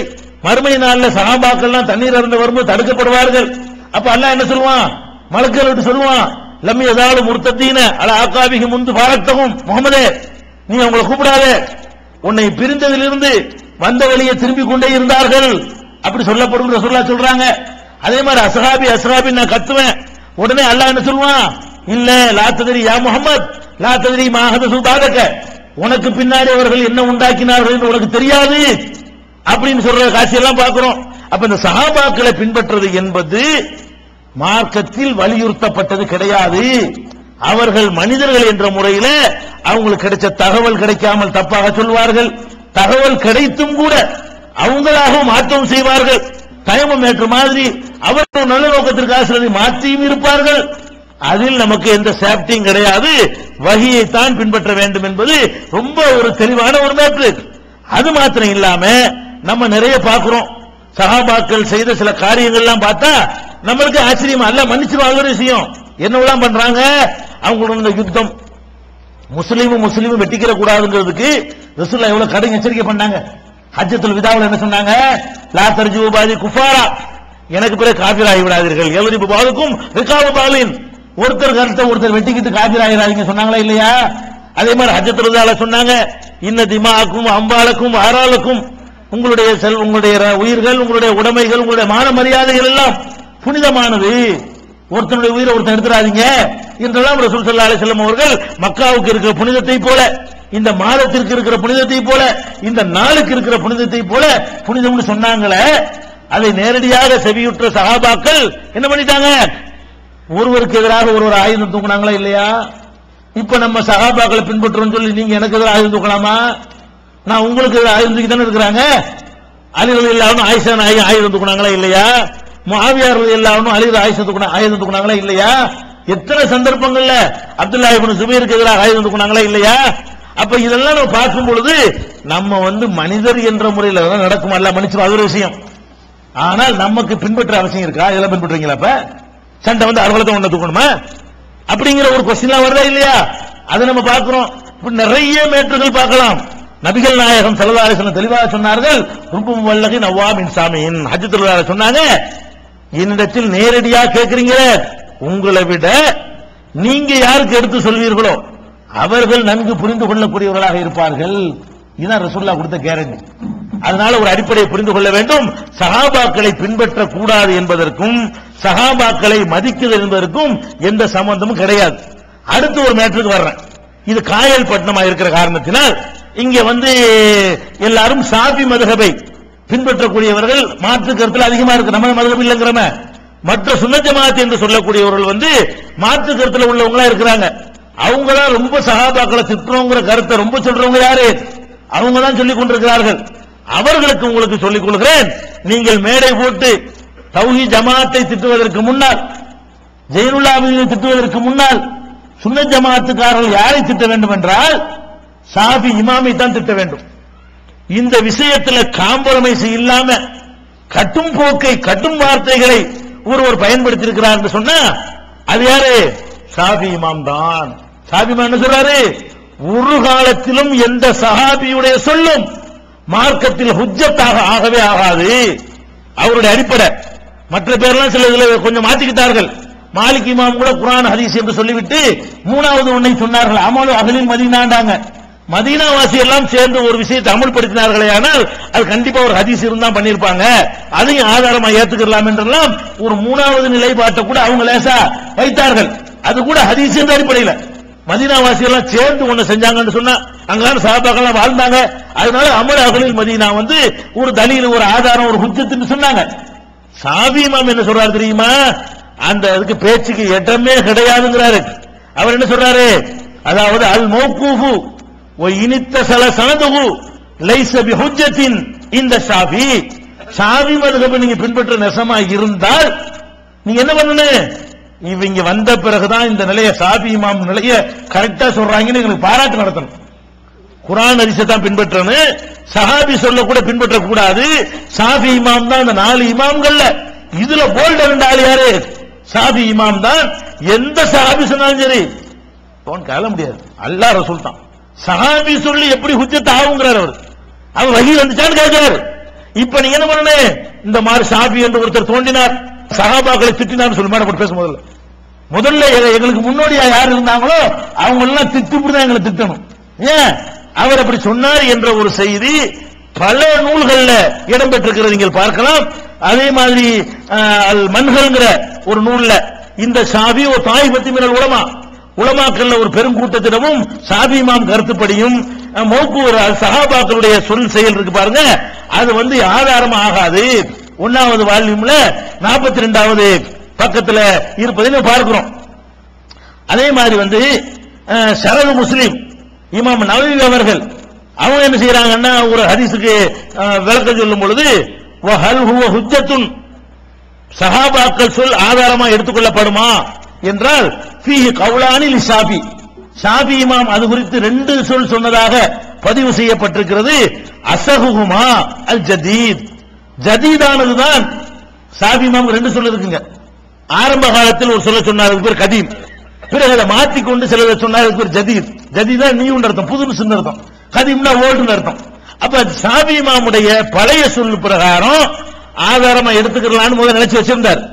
நம்மளோட மாதிரி செஞ்சிருப்பாரு. இப்ப நம்ம சிந்திக்கிறாங்களா, இப்ப நம்ம ஆளுங்க இந்த மாதிரி சிந்திச்சு நம்ம சஹாபாக்களை மதிக்கணும்ல அப்படின்னு சொல்லி என்ன பண்ணிருக்காரு?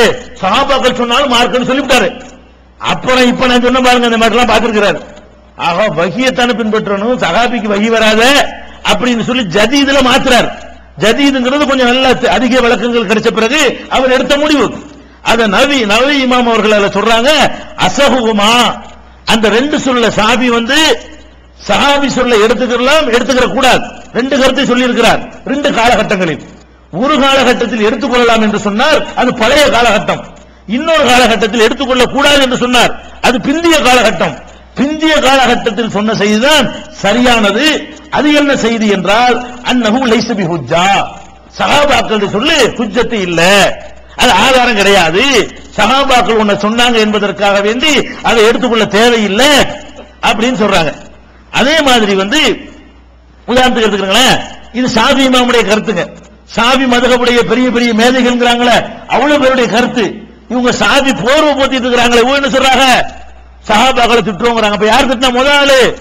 சஹாபாக்களை திட்டின முதலாளு ஷாஃபி இமாம், இப்னு ஹஜர், நவவி இமாம் எல்லாரையும் திட்டுவாங்க. முதல்ல மேடையை போட்டு இந்த ஆட்கள்லாம் சஹாபாக்களுடைய கருத்தை எடுக்க கூடாதுன்னு சொல்ல முடியுமா? நீங்க என்னமோ புதுசா நீங்க தான் கண்டுபிடிச்சு சொல்றோமா நீங்க பேசுகிறீர்கள்.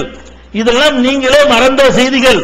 நாங்கள் 4 இமாம்கள் சொன்னதுல ஷாஃபி இமாம் சொன்னது கரெக்டா இருக்கிறதுனால எடுத்துக்கிறோம். அதுக்கான எல்லாத்துலயும் ஷாஃபி இமாம் எடுக்க மாட்டோம் சொல்லிக்கிறோம். எல்லாத்துலயும் அவர் சொன்ன எடுக்க மாட்டோம். பேஸ்ல கரெக்டா இருந்த ஒரு இமாம் அவர். மற்ற இமாம்களை விட இந்த பேஸ்ல வந்து ரொம்ப உறுதிப்பாடோட இருந்த ஒரு இமாம் யார்? ஷாஃபி இமாம். அவர் பேரை பயன்படுத்திக்கிட்டு நீங்க உல்டா பண்ணி ஷாஃபி இமாம் வச்சுட்டாங்க. அவர் சொன்னது ஷாஃபி மதுஹபா இல்ல. அதனால அடிப்படையை புரிந்து கொள்ளுங்கள். சஹாபாக்கள் எதை செஞ்சிருந்தாலும் சரி அது வஹி இல்ல. அவங்க தப்பாக செய்து நமக்கு பட்டால் அல்லாஹ் மன்னிப்பான், அதை விட்டுவிட வேண்டும். சரியாக குர்ஆனை ஆதாரத்தோட சொன்னால் நான் சொன்னாலே ஏத்துக்கணும்னா சஹாபி சொன்னா ஏத்துக்க கூடாதா? ஆதாரத்தோட சொன்னால் யார் சொன்னாலும் ஏத்துக்கிறங்க. இதான் நிலைப்பாடு. இப்ப நம்ம என்ன கொள்கையில் இருந்தனா குர்ஆன் ஹதீஸ் மட்டும்தான் கொள்கை என்று சொன்னா சஹாபாக்களை பின்பற்றுவது வேறு, அவர்களை மதிக்கிறது வேறு என்ற வேறுபாட்டை ஏற்கனவே புரிந்து வைத்திருந்தனா இமாம்களை பின்பற்ற கூடாது என்று சொல்லும் பொழுது இமாம்களை ஏசுகிறார்கள் என்று சொன்னார்களே, அதற்கு பதில் சொன்னா அவுலியாக்களை வணங்கக்கூடாது என்று சொல்லும் பொழுது அவுலியாக்களை திட்டுகிறார்கள் என்று சொன்னார்களே, அதற்கெல்லாம் கவுண்டர் கொடுத்து கொண்டிருந்தனா இப்ப எப்படி ஆயிட்டோம்? சஹாபாக்களை திட்டுறாங்க என்று சொல்ல ஆரம்பிச்சிட்டோமே. சஹாபாக்களை வந்து கீழ்த்தனமா விமர்சிக்கிறான்னு சொல்ல ஆரம்பிச்சிட்டோமே, இது நியாயமா? அப்ப நம்ம கொள்கையிலும் தடம் புரண்டு கொண்டிருக்கிறோம். குர்ஆன் சொன்னாதான் பெருநாளைக்கு தக்பீர், அல்லாஹ்வுடைய ரசூல் இந்த தக்பீர் சொல்லவில்லைன்னு தெரிகிறது. தெரிந்தும் கூட அவர் சொன்னார் இவர் சொன்னார் 10 பேர் சொன்னதை ஒன்னா போட்டு ஜாயிண்ட் பண்ணி புதுசா ஒண்ணு உண்டாக்கி நீங்களா ஒண்ணு சொல்லிக் கொண்டிருக்கிறீங்களே, அது இன்னைக்கு மார்க்கத்துடைய சுன்னத்தாக ஆக்கப்படுகிறதே. இதுக்குத்தான ரத்தம் சிந்தினீங்க, இதுக்குத்தான ஊர் உலகின முதல்ல செஞ்சு இருக்கலாமே. இதை முதல்ல செஞ்சா 10 வருஷம் இந்த பஞ்சாயத்து இல்லையே. 10 ஆண்டு காலமாக என்ன சொன்னீங்க? 15 ஆண்டு காலமா என்ன சொன்னீங்க? லா இலாஹ இல்லல்லாஹு வஹ்தா ஸதக வஹ்தா நஸர அப்தா அஸ்ஸ ஜுந்தாவுல கிடையாது. அதெல்லாம் அது கூட இந்த மொத்தமா இந்த தக்பீர் கிடையாது. சில வார்த்தையை ரசூலுல்லாஹ் சொல்லி இருக்கிறாங்க, வேற வேற நேரங்கள்ல, போர்க்களங்கள்ல, யுத்த காலத்தில் சொல்லி இருக்கிறார்கள். பெருநாளைக்கு சொல்லல. பெருநாளைக்கு ரசூலுல்லாஹ் சொல்லலன்னு தெரியும் பொழுது தக்பீர் சொன்னார்கள் மொட்டையா வருது. மொட்டையா வந்தா அல்லாஹ் அக்பர் தான். முட்டை தக்பீர் சொல்லி ரசூலுல்லாஹ் தொழுகையை துவக்குவார்கள் வருது. அல்லாஹ் அக்பர் கபீரா அல்ஹம்துலில்லாஹி கஸீரா சுப்ஹானல்லாஹி வபிஹம்திஹி புக்ரத்தன் வஸீலா லா எப்படி சொல்லி தக்பீர் கட்டறதா? அடே தொழுகையை துவக்குவதற்கு தக்பீர் சொன்னார்கள் வருது. தக்பீர்னு வந்தா என்ன அர்த்தம்? அல்லாஹ் அக்பர், அவ்வளவுதான். தக்பீர்னு விவரமா தஃப்சீரோட வந்தால் அந்த தக்பீரை சொல்லுங்க. ஒண்ணும் இல்லன்னா வெறும் அல்லாஹ் அக்பர் தான் தக்பீர். தொழுகையை துவக்குவது தஹ்ரீமுஹா தக்பீர், தொழுகையை தக்பீர் சொல்லி துவக்க வேண்டும் இருக்குது. அப்ப நீங்க பெருநாள் தக்பீர் சொல்லுவீங்களா? தக்பீர் முட்டாயத்தனம் வந்திருக்குது அங்கேயும், அது மாதிரி எடுத்துக்கிடுவீங்களா? அப்ப இதெல்லாம் வந்து மார்க்கத்தில் நம்ம வரம்பு மீறி கொண்டிருக்கிறோம். மார்க்கத்தின் நெறியிலிருந்து பிறண்டு கொண்டிருக்கிறோம். அல்லாஹ்வும் ரசூலும் சொன்னதை விட வேற பல ஆதாரங்களாக கொள்ள ஆரம்பித்திருக்கிறோம். சர்க்கலுடைய முதல் படியில காலை வைத்துக் கொண்டிருக்கிறோம். அடுத்தடுத்து இறங்கி விடாமல் தப்பித்துக் கொள்ள வேண்டிய விளிம்பிலே நின்று கொண்டிருக்கிறோம். இப்போது காலங்கள் தௌபா செய்து, யா அல்லாஹ் நீ எதை சொன்னாயோ அது மட்டும்தான் மார்க்கம், உன் ரசூல் மூலமாக வஹி மூலமாக அவர்கள் எதை சொன்னார்களோ அது மட்டும்தான் மார்க்கம்.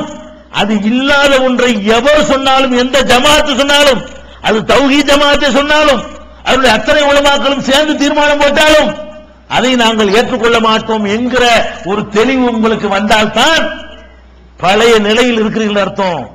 எங்கே சென்று கொண்டிருக்கிறோம்? உறுதிப்பாட்டுக்கு தான் நல்லா வெற்றியை தருவான். அசைஞ்சு கொண்டு பார்த்து கொண்டிருக்கிறோம். இங்க இந்த நிலையை உறுதிப்பாட்டில் நாங்க நிக்கிறதுனால பின்னடைவை சந்திச்சோம். உங்க கணக்கு நான் வர்றேன், இப்படிலாம் அட்ஜஸ்ட் பண்ணா கூட்டம்னு நினைக்கிறீங்க, வந்ததா? வராது. மக்கள் ரொம்ப எவன் கரெக்டா இருக்கான அதுல வருவானே தவிர எவன் வளையறான அவன் வரமாட்டான். இதுதான் கணக்கு. நீங்க நினைக்கிறீங்க அவன் விரும்பினதெல்லாம் சொன்னா வருவாங்க, அது நீ எதுக்கு ஏற்கனவே செஞ்சுதான் இருக்காங்க. அட விரும்பினதை சொல்றதுக்கு 1000 பேர் இருக்கிறான். அல்லாஹ் ரசூல் விரும்பினதை சொல்றதுக்கு தான் ஓட்ட வந்தான். நீ அவன் சொன்னதை நீனும் சொல்வாய், ஆனால் அவன்கிட்ட வந்துட்டு போறான், ஓண்ட வர போறான். இது சாதாரண ஒரு கணக்கு. இன்றைக்கு நான் கேட்கிறேன், நம்ம பூசணும், நம்ம மெழுகணும், கொஞ்சம் வளைஞ்சு கொடுக்கணும், எல்லாத்தையும் சொல்லிடக்கூடாது, எல்லா இடத்தையும் சொல்லக்கூடாது, சில பார்த்து பறிச்சு தான் சொல்லணும். சந்தர்ப்பம் இப்படி சொன்னார்களே, இப்படி சொன்ன அந்த இயக்கங்கள் எல்லாம் ஏன் லட்சப்பாடுகளாக இருக்கின்றன?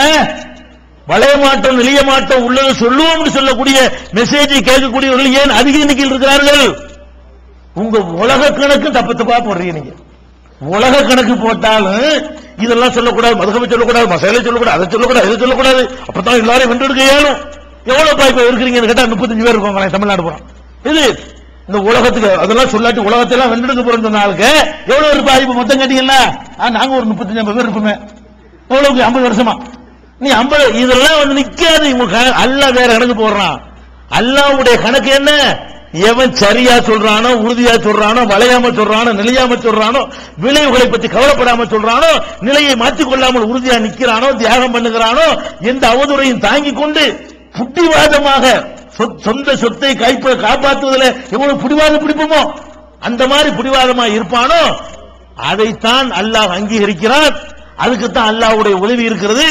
இந்த உலகத்தில் அதனால் நஷ்டம் ஏற்பட்டாலும், நஷ்டம் ஏற்படவில்லை, ஏற்பட்டாலும் எல்லாரும் விட்டுட்டு போனாலும், அனாதையா ரோட்ல வந்து நாங்க நின்றாலும் இத சொல்லுவோம், வளைய மாட்டோம், நெளிய மாட்டோம். கடைசி வரைக்கும் இந்த 2 அடிப்படையை விட்டு 3வது என்று சொல்லி ஒரு படி இறங்க மாட்டோம் என்று கூறி வாய்ப்புக்கு நன்றியை தெரிவித்து நிறைவு செய்கிறேன். வாஹிர் தாவானா அனில் ஹம்துலில்லாஹி ரப்பில் ஆலமீன். அஸ்ஸலாமு அலைக்கும்.